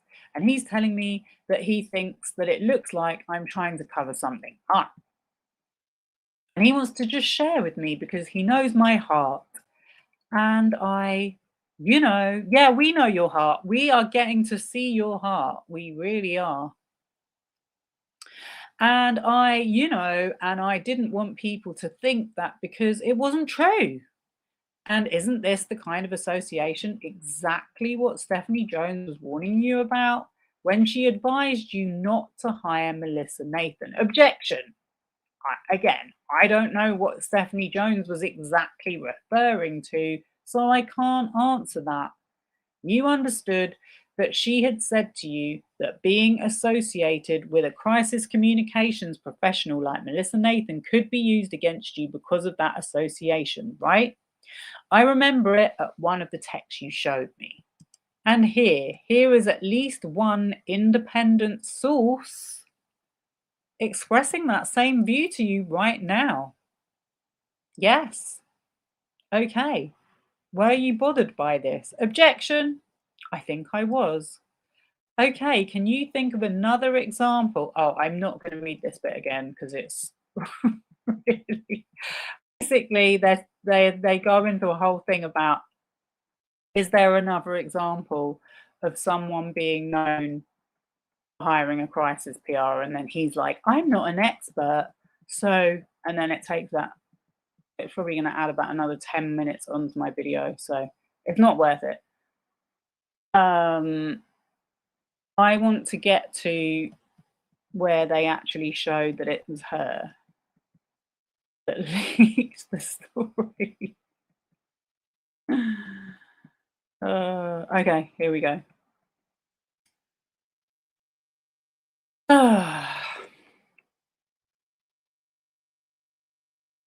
Is that a pretty unique situation in your industry as far as you're aware? For what? That a director would hire a crisis PR, blah, blah, blah, blah, blah.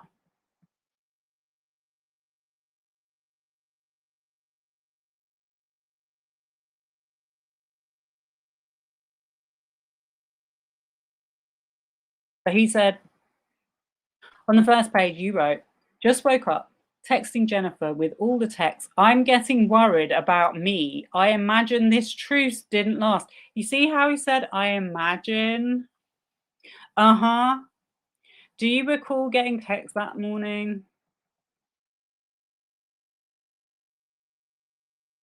or the day before that were concerned about you? I remember going to sleep. I don't know if I was on a plane or where. I don't remember where I was, but there were a lot of people asking if I was okay. And they were asking you if you were okay because they had read the Hollywood Reporter article about you hiring Johnny Depp's crisis publicist, right? I don't know what they had read. I don't know how many articles there were, but I know that people were worried about me. Was it your understanding that that was at least in part generated from the Hollywood Reporter article, or you think it was just a coincidence and said out of the blue? Objection.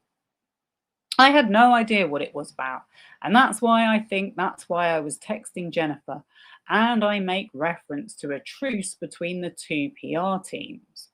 And what did you understand about that truce? That they would not be planting any negative or untrue stories, and that we would not be talking to any media. Okay. And you understood that that's a truce that had been made between Melissa Nathan and Leslie Sloan. Is that right? That's what was told to me. Okay. And you understood as of this time that both Melissa Nathan and the tag team and Jennifer Abel and the Jonesworks team were interfacing with reporters about the incoming or published stories that were happening around the film and you. Is that right? I'm sorry. Can you repeat that one more time? Sure.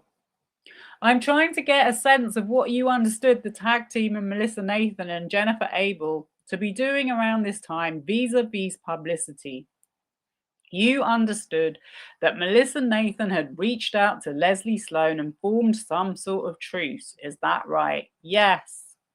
Okay, you understood that Melissa Nathan was monitoring and handling any incoming PR inquiries. Is that right? I think I had believed that both her and Jen were doing that.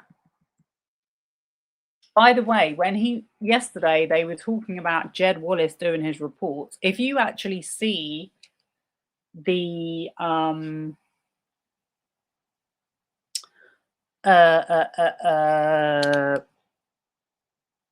sentiment report that was made at the time about his publicity, you will see that the article in the Hollywood Reporter was by a mile generating the most attention online than anything else till that point. I'm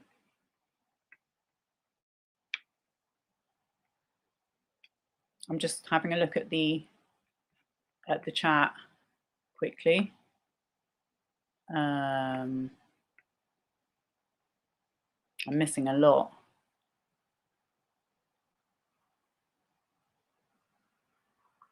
Melissa Nathan trying to kill the story seeded. Then yeah, the whole thing, honestly, with the sister, the text between her and her sister about Leslie Sloan, James Batushka, we put it all into order. Like, you can kind of work it out. You can kind of read between the lines. She's a very good actress, Melissa Nathan, I'll say that for her. She does a very good poker face.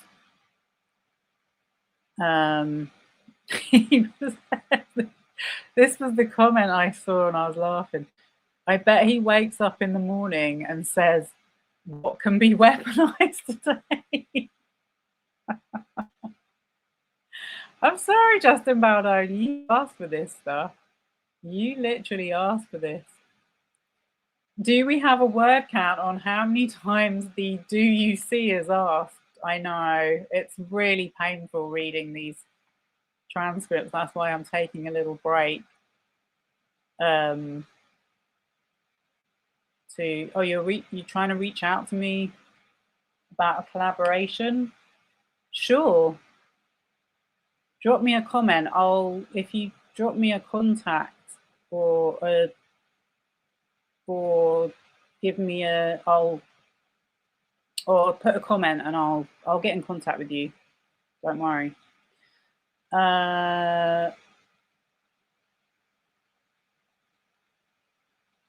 Even their own timeline shows they were behind the DM. Yeah, she said this whole thing between Melissa Nathan and her sister Sarah Nathan. By the way, her sister works on a lot of these Daily Mail articles about other people. There's just so much you can go. You can go so deep with it. Because remember, she's at the New York Post as well. But yeah, Melissa Nathan says in the original complaint, there's a text from her saying on August the 4th that she'd already spoken to an editor at the Mail about a story. So she built up this idea that the Daily Mail were going to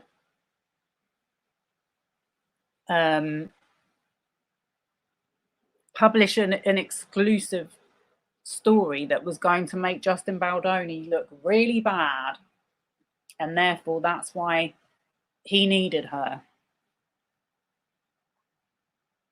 Yeah. Leslie Sloan. The problem is, Leslie Sloan. The problem for them is Leslie Sloan and Stephanie Jones. They are way too smart for this lot. They are way too smart for this lot. Like, they have their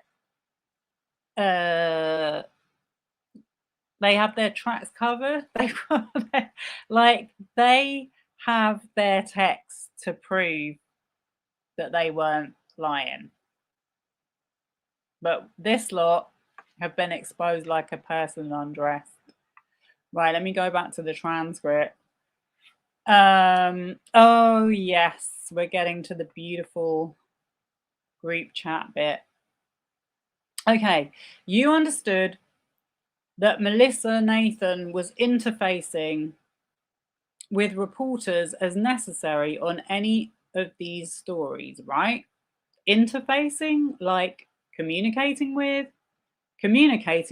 sure. Yeah.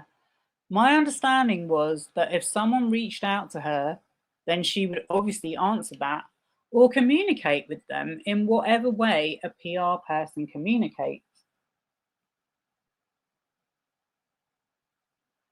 And by someone, you meant a reporter, I would imagine. And by she, you meant Melissa Nathan. It's like, why is he saying I would imagine? They're literally talking about an actual event that has happened. I don't know how he has the relationships that he has. It's very difficult to communicate with. And by she, you meant Melissa Nathan or Jennifer Abel. Okay. Did you understand that Melissa Nathan and or Jennifer Abel were actually speaking to reporters, whether on background or otherwise, around this time? In what capacity? On your behalf? Well, I imagine so. We were still promoting the movie, so. And you understand that both Melissa Nathan and Jennifer Abel were speaking to reporters on your behalf at this time. I'm not sure if I ever thought about who was speaking to who. Okay. Did you want me to finish? Was there something I didn't answer? No. Okay. Were you finished with your answer? I believe so. Okay, 83, please. Now we're done with this. Fair to say that you did not view the Hollywood Reporter article as a positive for you when it came out. I think that's fair to say. Fair to say you would have been pretty pissed if you had learned that Melissa Nathan had in fact leaked the information that resulted in that article, right? Objection. I can't imagine I would have been happy about that. He can't imagine it, even though it's actually happened. All right, I'm going to show you what's been marked as Exhibit 10. It's a text thread between Melissa Nathan, Ashley, and Amy Chozick, dated August 13th, 2024. Bait stamped Nathan, several zeros, 1221. Flip through this for me and tell me if you've ever seen this before. You know who needs to be watching this, or someone needs to send him at this, is Chris, the PR guy from TikTok. I saw him debating this incident the other day. He's wrong. He's absolutely wrong. No, I have never seen this. I don't have to flip through it. Sorry, I gave you the wrong one. Do you know who Amy Chozick is? I do not. Do you know if she's a reporter? I do not. Okay. Do you know who Ashley is? I do not. Do you know if she's one of Melissa Nathan's good friends? I do not. Okay, on the first page of this, there's a text from Amy Chozick and then a text from Melissa Nathan that says, I am on Zoom, but we need to pin Amy through me to the wolves. Do you see that? Uh-huh. And then Amy says, I didn't know that Josh would put it on the wires. Do you see that? I do. And then Amy says, my money is on Melissa against the wolves anyway. Do you see that? I do. Then Melissa says, stop sucking up. And then Amy says, I should be your publicist. Hire me. Do you see that? I do. And Melissa says, done. 0.00 per year. Do you see that? I do. Now, this text thread is on the same day as the Hollywood Reporter article was published. Is that a question? No. Are you aware of whether or not they're talking about the Hollywood Reporter article that named Melissa as your crisis PR? Objection. He just said that he's never seen this before. I've never. Can you move to something that he actually has knowledge of? No. I'm going to ask him the questions I'm going to ask him. Is it okay if I read the document? Of course. Okay, I've read it. Do you now understand that they were joking about the Hollywood Reporter article that identified Melissa as your crisis PR? Objection. It appears to be the case. Okay, flip with me to the page marked 122 at the bottom. Okay. Do you see where Amy Chozick at around 7:40 says, I told our friend Josh that Melissa is a boss and has a cool client. Josh told his wife, who is a very prominent publicist.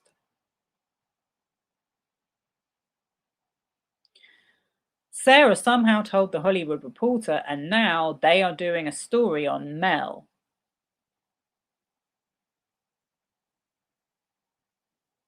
Do you see that? I do. Do you understand this is how the Hollywood Reporter got that story? It appears that that is what Amy is saying. Flip the page to 1223. You see a screenshot texted by Melissa of a conversation between her and Pam. Do you see that? I do. You don't need to flip back to the article, but I'll present to you that Pam is Pam McClintock, who wrote the Hollywood Reporter story on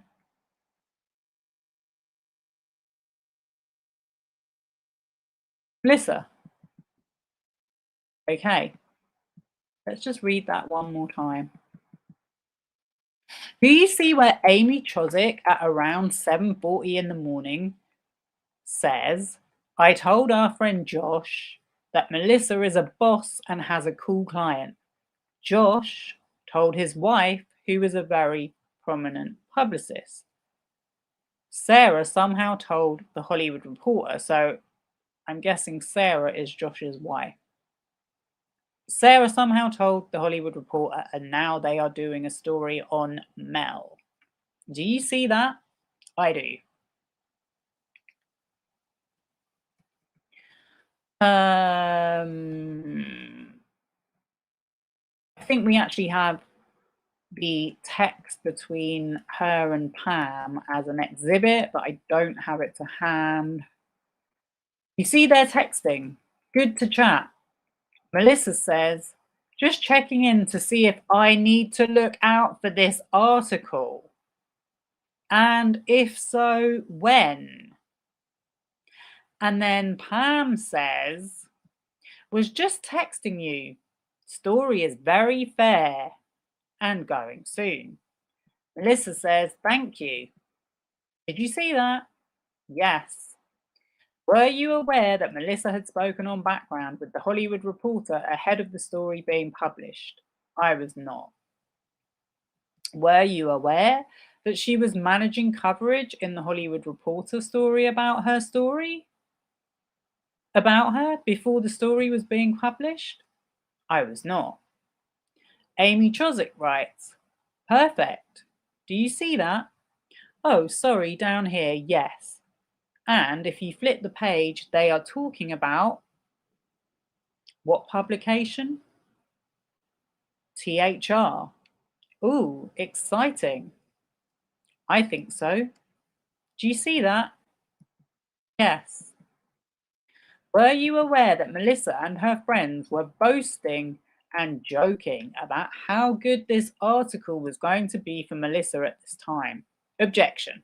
I wasn't aware of this, so no. Because Melissa never told you any of this, did she? Objection. I think I testified to what Melissa told me earlier, which was not this. So,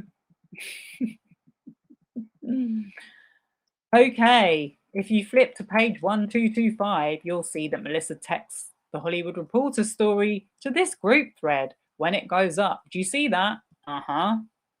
And then Ashley says, "Oh, that's really good, Mel. Like, really good. Do you see that? I see it." And then Amy says, "Boom, this is so good. This is good, right?" Yes, I see it. And then Amy, lower below, says, "You are going to hear from all the problematic men. Dick pick a palooza," Ashley says. "Men are always the problem. You're in the right game. Do you see that?" I do. What do you think of this, seeing it now? Objection. I think it sounds like a group of female friends talking to each other about an article. Are you pleased to see that Melissa was joking with her friends about the article that was causing you consternation at the time? Objection. I'm not pleased. I don't think that's the word, but are you pleased by the fact that when you asked her to explain this article for you and what it meant, she didn't tell you any of this? Objection. I'm sorry. Are you pleased by the fact that when you asked Melissa, explain this article to me and what it means, she didn't tell you any of this? Objection. Again, I wouldn't say I'm pleased. No.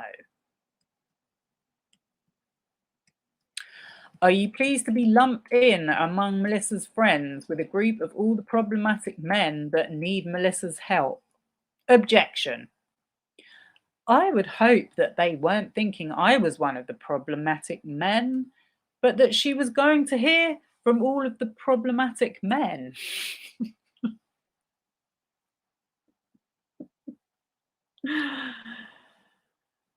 Oh.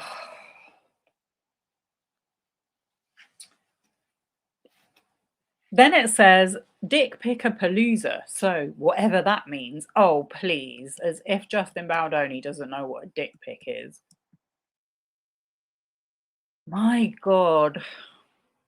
Do you understand from this that essentially what they're saying is this is an article about how Melissa has helped Johnny Depp in his abuse trial against Amber Heard and is now helping you in relation to the allegations by Blake Lively against you.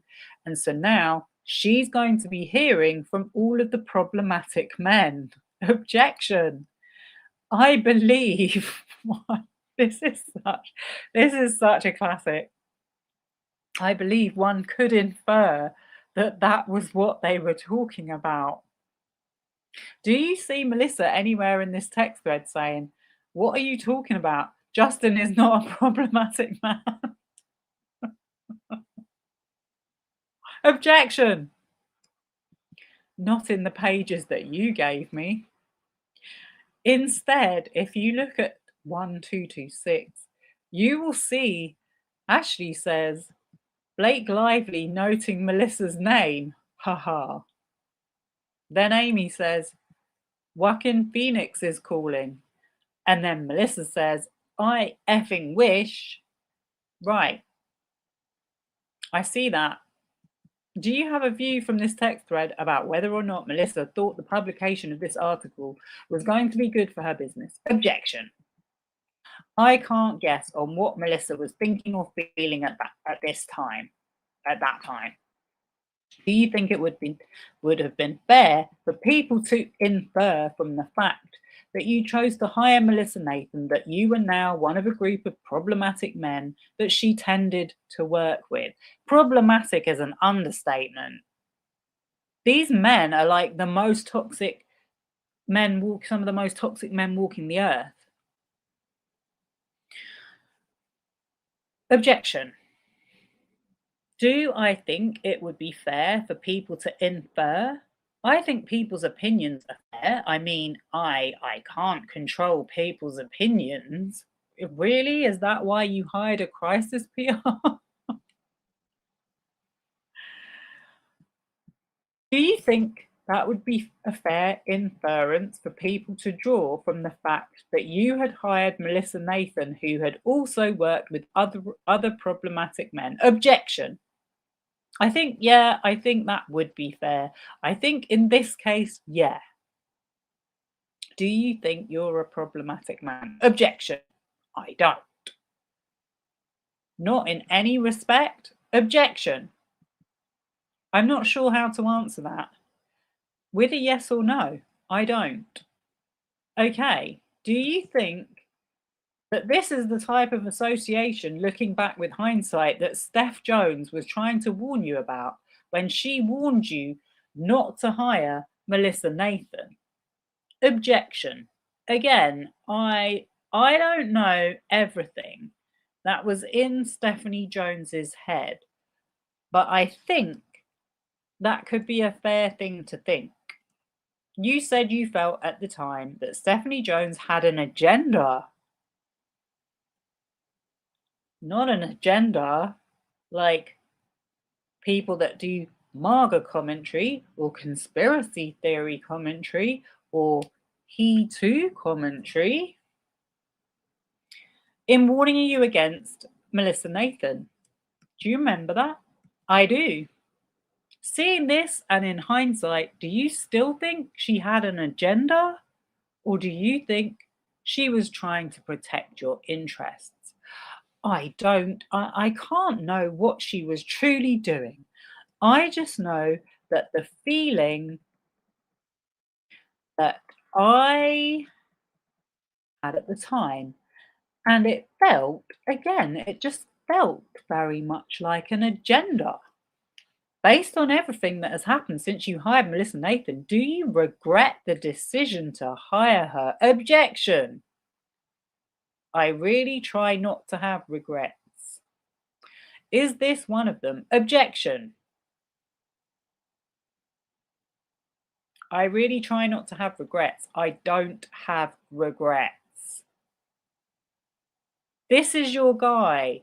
This is the guy you all spend hours a day on Reddit forums supporting, defending. He has no regrets. You never have regrets? Objection. Not so much regrets, no. Okay, you worked with a woman called Katie Case while she was at the agency group, is that right? I know the name because she was on messages and a Zoom or here or there, but I don't think I personally worked with her. Okay, but she was on the team at Tag, yes. Weren't you meant to have a meeting with her at like 7 o'clock on a Sunday that you'd personally asked for? Poor woman. I mean, not that poor woman, but yeah. You testified that you haven't read her deposition in this case. Is that right? Correct. Has anyone, not a lawyer, has anyone other than a lawyer told you anything about what she testified? No. Okay. Are you aware? Hold on. I just want to be. There was Brianna and Katie. Uh-huh. And I'm not sure who is who. So, okay. I may mix the two up but I know they're both employees or former employees so I just want to say that I might confuse two of them. Sure. Have you ever seen them on Zoom? Do you know what they look like? I would need the name under their photos. Okay. To tell you who was who. Are you aware? Wait for it, everyone. That Katie Case testified under oath in this case that Melissa Nathan instructed Katie Case to write the copy for the Stephanie Jones leaks website. Objection. No. Does that surprise you? Objection. It would surprise me. Are you aware that Katie Case testified under oath in this case that Melissa Nathan gave her talking points for the copy for the Stephanie Jones Leaks website, including that Stephanie Jones holds clients hostage, that she leaks clients' confidential information, and that she treats her employees horribly? Objection. I was unaware. Okay, are you unaware that Katie Case testified under oath in this case that she worked with Melissa and Jed Wallace to create and publish the Stephanie Jones Leaks website? Objection. Objection. Form. I was unaware. Are you aware that Katie Case has testified under oath in this case that she wrote copy for 5 or 6 tweets at Melissa Nathan and Jed Wallace's instruction for an X account lying Steph Jones? Objection. Form. Objection. I was not aware. Melissa Nathan never told this to you? Objection. Nobody has, but you have. Okay. Did you speak to Melissa Nathan at all after her own deposition? Outside the presence of lawyers? Yes. Yes, Jamie and I had a 1-minute phone call with her. 1 minute, huh? What was the substance of that phone call? Great job. How are you feeling? Are you okay? She said she was exhausted and it was really hard. It was mostly Jamie kind of just pouring into her. Ugh. Making her feel good. Oh my God. Oh. During this phone call or any time otherwise, did she ever tell you or Jamie that she and I had a lengthy conversation about the Steph Jones Leaks website and what Katie Case testified under oath? No. Objection. No. All right. Are you aware that Katie Case testified under oath that she worked with Melissa Nathan and Jed Wallace also to create a smear website against a woman named Amanda Ghost on behalf of their client, Rebel Wilson? Objection. Form. Objection. I'm not aware of any of this, of anything that she had testified, but no. Okay, have you seen any reporting about the fact that Melissa Nathan and Katie Case were involved in creating a smear website about Amanda Ghost on behalf of their client, Rebel Wilson? I haven't seen anything. I feel like I was made aware that there's another lawsuit happening. Do you know that Melissa Nathan and Tag had been named in this lawsuit? I think that's why I was made aware. Okay. Do you know that Jed Wallace has not been named as a defendant in that lawsuit, but is named in the lawsuit as one of the people who was involved in creating that smear website on Amanda Ghost? Objection! Objection. I do not. Okay. Do you know that Brian Friedman also represented Rebel Wilson in connection with those lawsuits? I did not.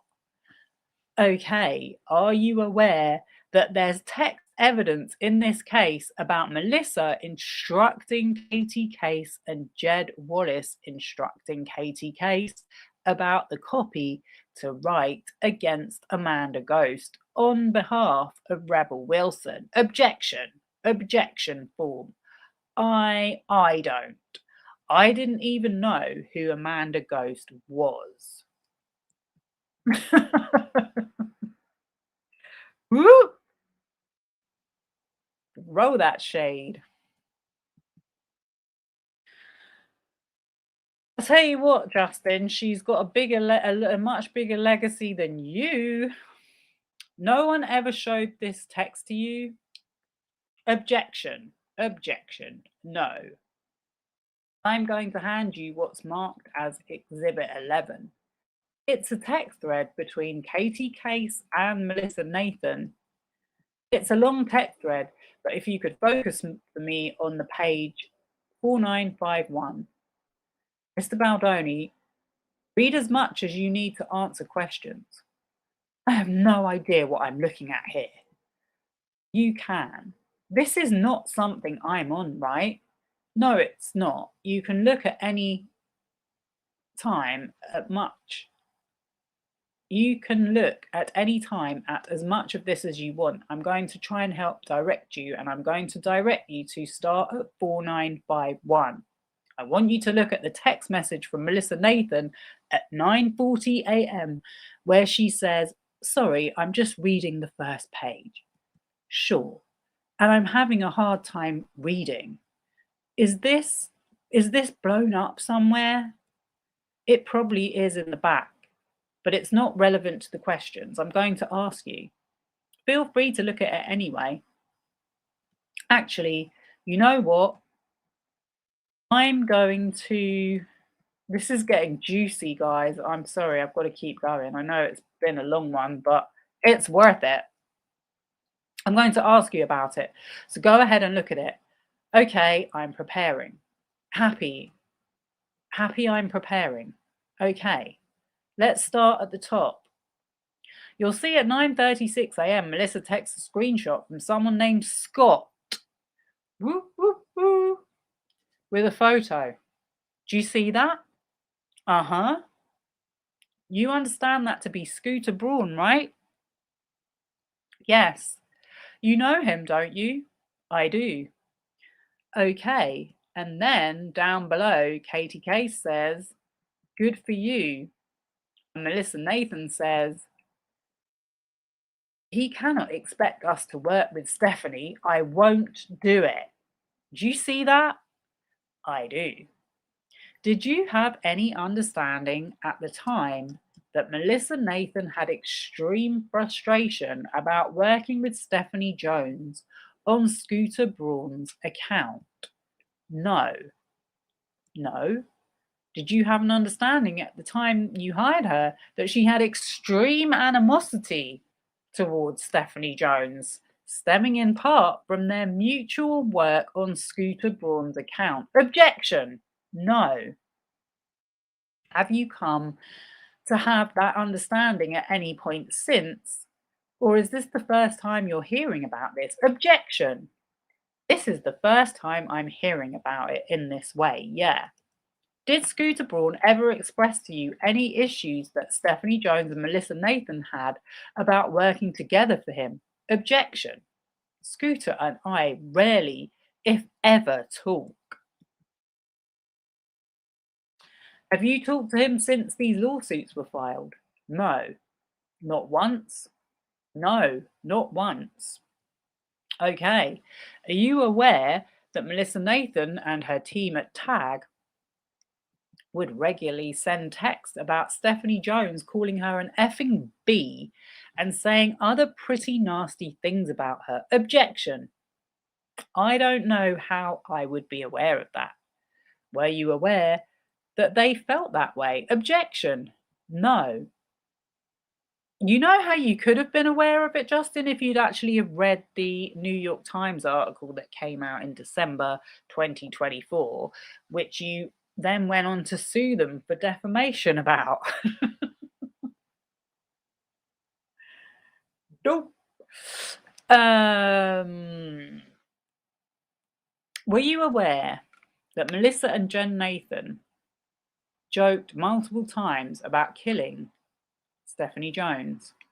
Sorry, Melissa and Jen? It jumped. Jen Abel. Oh, he's trying to be clever. Okay, forgive me. I didn't know if there was a new party to the case. No, my mistake. Were you aware that Melissa Nathan and Jen Abel have joked multiple times about killing Stephanie Jones as a gift to each other? Objection. I am not. Okay. That's not something that anybody has mentioned to you. No. Okay. No. You see below, Melissa says, he cannot expect us to work with Stephanie. I won't do it. And then Katie Case says, it's just not possible. Oh my gosh, wait. What if you use the Business Insider thing as a reason not to do it? This really showcases how little she can be trusted. I don't want her interacting with my team. We're working too hard and I'm worried about details being leaked internationally.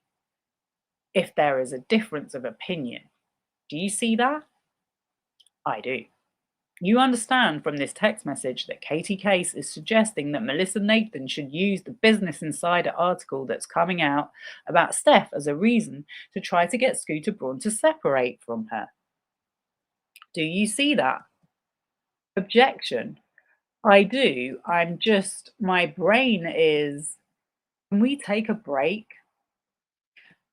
No, I'm just trying to, there's so many pieces here. Okay, so one more time.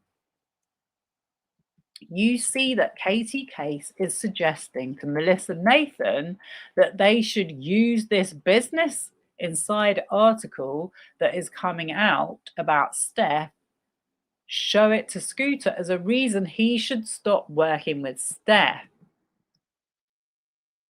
Objection. Okay. Okay. And do you see that? And I do see that. Got it. There's lots of dots. If this is the same Business Insider thing, which I don't know if it is, then yes. I just don't know what the Business Insider thing is they are talking about here. I was not a part of this conversation. Right.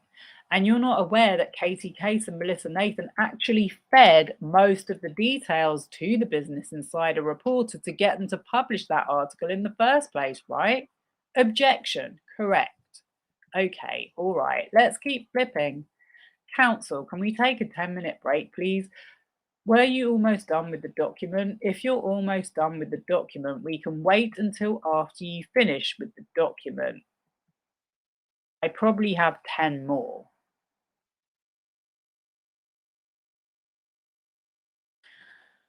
Okay, if you'll look for me at Exhibit 11, which we were discussing before the break, I would like to direct your attention to the page marked 4951. You see at 9:39, it's the second text. Katie Case writes to Melissa Nathan. Also, hi, how are you? Do you see that? Yes. Okay, and Melissa Nathan writes, it's 6:30. I'm already trying to kill one rebel story and dealing with Mattel loss. Brian, do you see that? I do. And I'll represent to you that Melissa Nathan testified in this case that Rebel meant Rebel Wilson and Brian meant Brian Friedman. Thank you. Okay, then Melissa Nathan writes, so basically Rebel wants one of those sites. Objection. I wasn't finished with the question yet, but, well, okay, but you misread the text. Melissa Nathan writes, so basically Rebel wants one of those sites. Do you see that? Yes. And then Katie Case responds, 2 texts below. Ah, okay. And then Melissa writes, should be a mixture of that document that I think Carolina pulled about Amanda Ghost, or the intern pulled, the voice note, and this. And then there's an attachment. Did you see that? Yes. Okay. And then Katie Case writes, okie dokes, I'll pull this together in the morning. Do you see that? Objection. I'll pull this together this morning. You see that? That I see. All right. And then Melissa writes, thank you. It can be really, really harsh and then link it to the Jed's voice thing. Do you see that? Yes. All right, I will represent to you that Melissa testified that Jed S is Jed Wallace. Okay, all right. And if you look at the text above, I will represent to you that she testified that when she said should be a mixture of that document that I think Carolina pulled about Amanda Ghost, or the intern pulled, Carolina is Carolina Hurley, who works for TAG, and Amanda Goes meant Amanda Ghost. Okay, it's a lot of names, but okay. All right, then she references a voice note and an attachment. There's a voice note from Jed Wallace attached to this text thread that talks about what the smear allegations against Amanda Ghost should be that go on the website. Okay? Objection. Objection form. That's not a question. I'm just telling you that. Oh, thank you for telling me. Sure. And if you look at the attachment that Melissa attaches, it starts at the page marked 4958. Okay. Starts by saying, this website is dedicated to telling the world the truth about Amanda Ghost, who has maliciously tried to destroy the lives of countless artists, seeing as she is currently funded by one of the world's richest men. It has been near impossible to release information about her wrongdoings for the past 2 decades. More recently, her behavior has escalated into unwanted sexual advances on young women. She is the Indian Ghislaine Maxwell, whose only friend in this world would seem to be convicted felon Boy George. Sorry, but it's just such a crazy thing to write. Are you aware of whether or not this is a first draft of the copy that ultimately became a smear website against Amanda Ghost? I have never seen this before. All right, I have no knowledge of any of this stuff. All right, if you flip the page, sorry, to where we were before, my apologies, go to 4952. At the top of the page at 9:56, there's a text from Melissa that says, Len, Russian oligarchs and making her a madame, basically, lol, said Jed. I've made so many videos about this, not so many, but enough that I can pretty much recite this text exchange off the top of my head. I will represent to you that Melissa testified that Jed meant Jed Wallace. And then Katie Case writes, oh my god, lol, okay, this one will be fun. Do you see that? I do. Okay, flip the page, next page, 4953. There's a text from Melissa Nathan at 1:58 p.m. in the middle of the page where she says, I have to drive to this effing meeting. Do you think you'll have that copy for Jed today? Because I need to make it really hammy. Do you see that? Uh-huh. Okay, and Jed meant Jed Wallace. If you go down later in the page, Katie says at 4:02 p.m, is Jed doing anything on Justin? I'm having Zoe monitor, but that's not the same, lol. Do you see that? I see it. Okay. And I will represent to you that Jed meant Jed Wallace and Justin means you. Great. If you flip the page, Melissa Nathan says, not yet. They've not signed him on. Katie Case writes, oh, I wish they'd get a move on. All they care about is social right now. We can't do anything about it, lol. Also, what are we supposed to do about a journalist calling her? Like, do your job, Jan, lol. And then Melissa writes, Jed and Brian asking me for copy. Lol, kill me. Do you see that? I do. All right, and I will represent to you that Jed is Jed Wallace and Brian is Brian Friedman. Do you see that? I do. All right, did you have any knowledge before I just showed you this document that this has been produced in this case? No. Okay, would you be surprised to learn that Katie Case testified that Melissa Nathan worked with Brian Friedman and Jed Wallace to create a smear website against Amanda Ghost on behalf of client Rebel Wilson? Objection. I believe I would be. Okay, is that something you would have wanted Melissa Nathan to tell you about when she was representing you and suggesting that you bring Jed Wallace onto social handles? Objection. I don't know if I would have expected it because I didn't know it existed. Okay, if Melissa Nathan and Jed Wallace had a practice of creating smear websites and smear social media accounts against adversaries of their clients, is that something you would have wanted to know before you decided to hire both of them to help you against Blake Lively? Objection. I would imagine so, yes. Do you know who the Alexander brothers are? No. Have you ever heard of three brothers with the last name of Alexander who are real estate agents in Miami who have been accused by many women of rape and sexual misconduct? Objection. No. Okay, are you aware that Katie Case testified, this is big news, people, under oath in this case, that she also worked with Melissa Nathan and Jed Wallace to create a smear website about the victims of the Alexander brothers on their behalf? Objection. Form. Objection. As I said, I didn't know who they were, so I didn't know anything else. And nobody has told you in this litigation that this is what Katie Case has testified under oath about the activities of Melissa Nathan and Jed Wallace? I'm going to object and just objection. Instruct you and remind you not to provide any information that you only received from any attorneys if you know anything about the answer to the question. No attorneys had told me that. No, I don't know anything about it. You've told me though.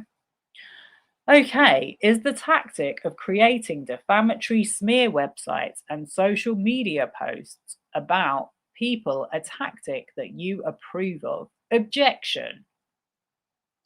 It is not a tactic that I would ever employ. No. Is it a tactic that you would ever approve of? Objection. I think I said a similar thing to that. I would never approve of anyone creating a smear website for me. I can't stop what someone else does. Would you want to knowingly associate yourself with people who regularly employ such tactics against other people? Objection. Objection. I can't imagine I would. Are you happy that you are now associated with at least two people who have employed such tactics against other people? Objection. There is nothing about this situation that I am happy about, specifically with respect to the fact that you have associated yourself with at least two people in your employ who have a history of employing such tactics. Are you happy about that? As I said, there is nothing about any of this that I'm happy about. All right. Do you have any understanding of whether Melissa Nathan and Jed Wallace have employed these tactics against Stephanie Jones? Objection. Objection. No, I don't know why I would. Well, because they work for you. Objection. Who works for me? Melissa Nathan and Jed Wallace. Objection. Counsel, do you have a question? I don't understand. You're making statements. Can you pose a question, please? Do you have any knowledge about whether Melissa Nathan and Jed Wallace have employed these tactics against Stephanie Jones during the pendency of these litigations on your behalf? Objection. Objection. Absolutely not. Absolutely not. Okay, do you have any idea or understanding about whether Melissa Nathan and Jed Wallace have employed similar tactics against Blake Lively, either before or during the pendency of this lawsuit on your behalf? Objection, objection. And I just want to instruct you again, Mr. Baldoni, to the extent that there's a question posed about your understanding about anything after the litigation started, do not share any information you received only from your attorneys. Would you mind repeating the question? Oh my God. We're coming up for a break. Okay. We're only in the 200s. We've got a long way to go.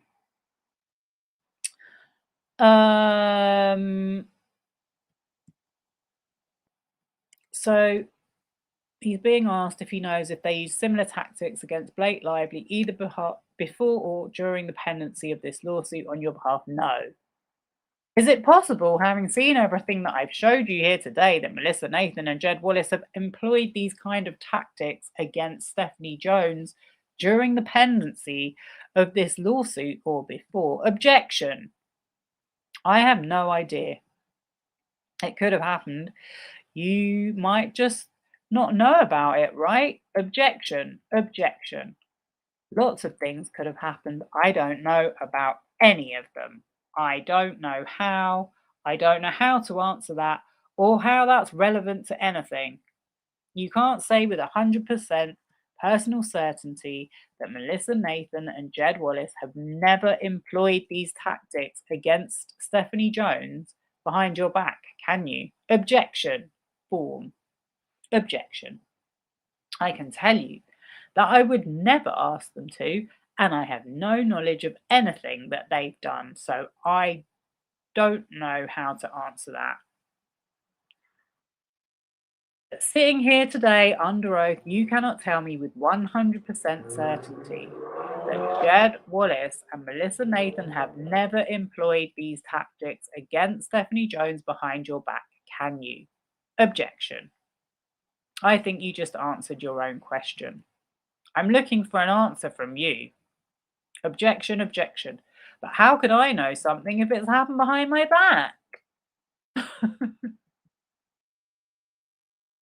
I'm asking if I don't know. I genuinely have no knowledge of any of this, so I just don't understand what you're asking of me. And I'm in my wound right now. My question is, are you willing to testify under oath that something is possible with 100% certainty that it didn't happen? Objection. Objection. No, because I couldn't testify either way that it didn't happen or did happen because I'm not a part of it. I don't know anything about it. Okay, are you able to testify with 100% certainty under oath that Melissa Nathan and Jed Wallace didn't employ similar tactics against Blake Lively behind her back?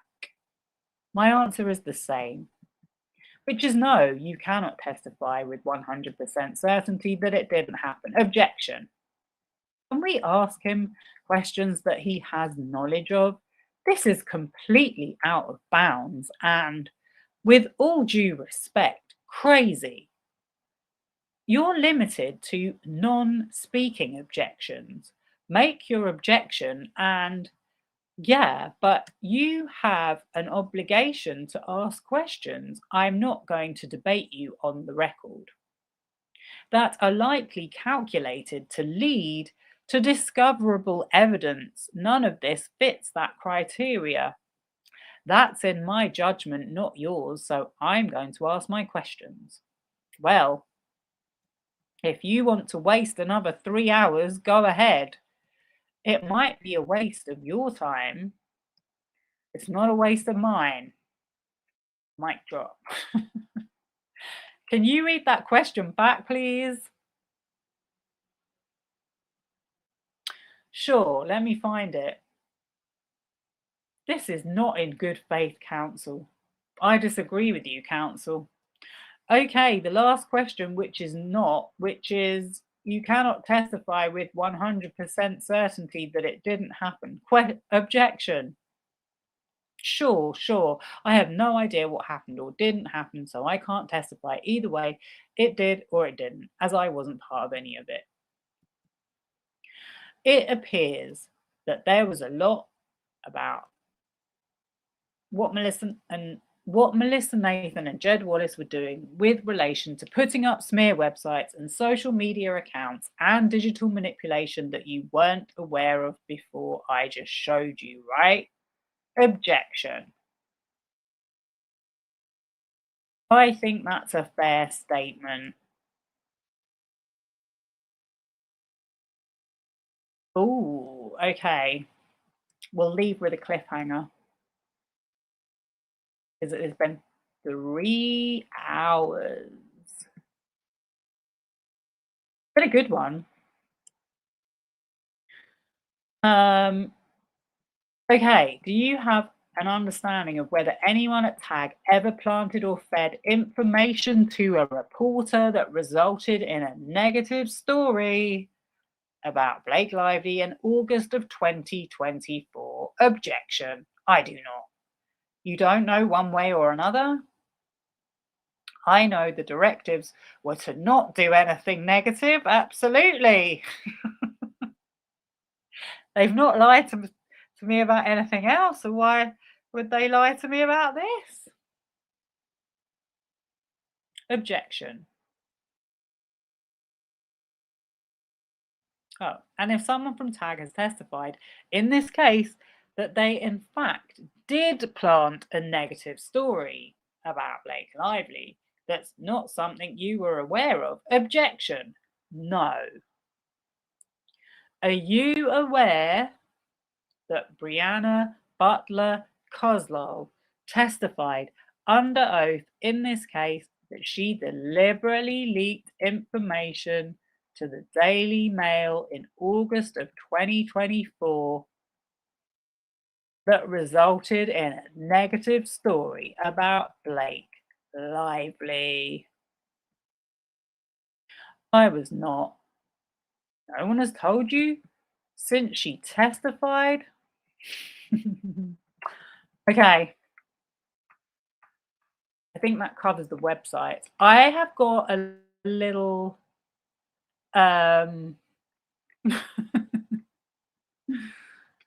got a little theory forming in my head about the Alexa Nicholas in particular Twitter account and website, but I'm not going to bore you with it right now. It's a waste of all our times. Yeah, I agree. So much of this is him having to be asked the question over and over. It's revolting. I feel disgust. I'm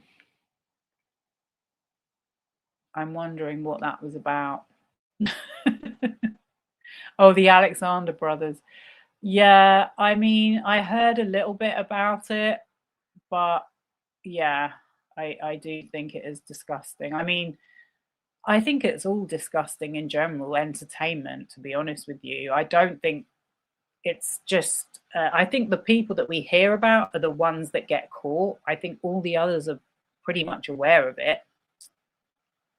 Whether they're doing it or not, they're endorsing it, they're covering it up, they're being fine working with the people that do it.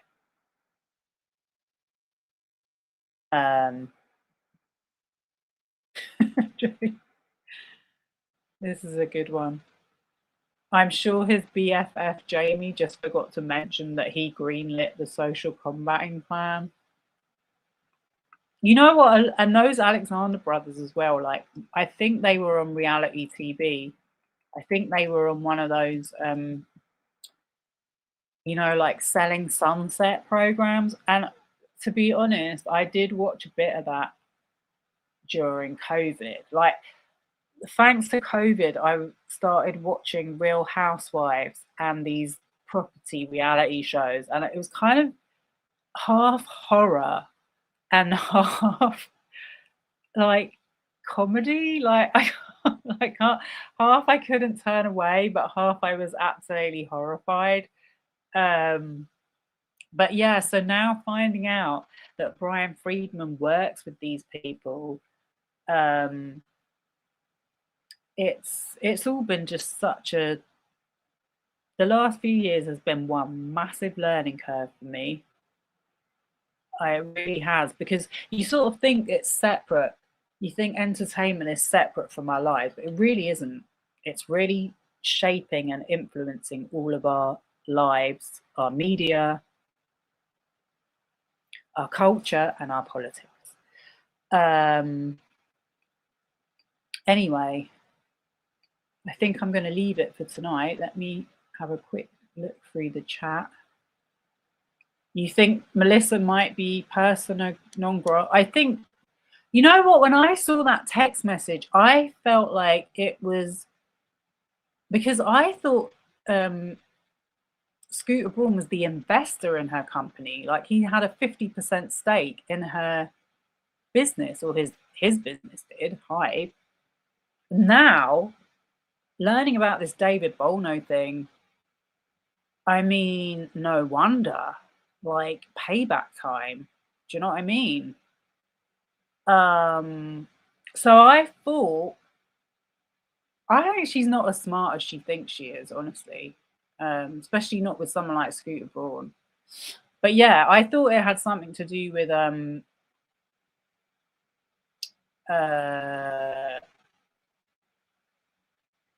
what's her name? Jen, because he was like, we need to have a conversation about where this is realistically going. So I was like, oh, you mean he's gonna like offer money for people to work for you instead, or something like that? Like, I kind of missed that bit. But anyway, I'm glad that it's now out in the open. That's why sometimes the speculating can do your head in a bit, because you can spend so much time thinking of scenarios only for them to be completely wrong.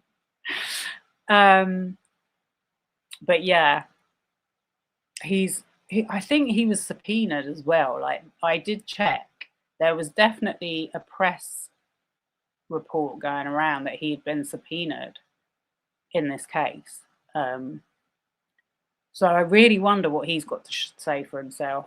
And then I noticed that his name has now been redacted from that text that they were just talking about.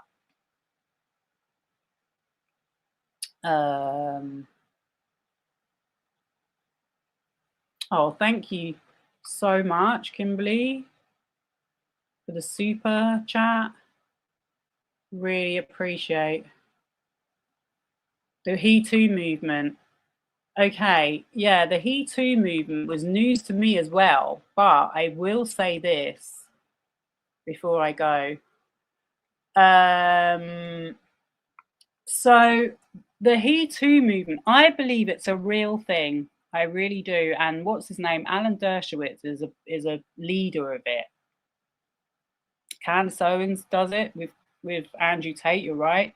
So what they do is they want to try and make it look like all women that come forward with allegations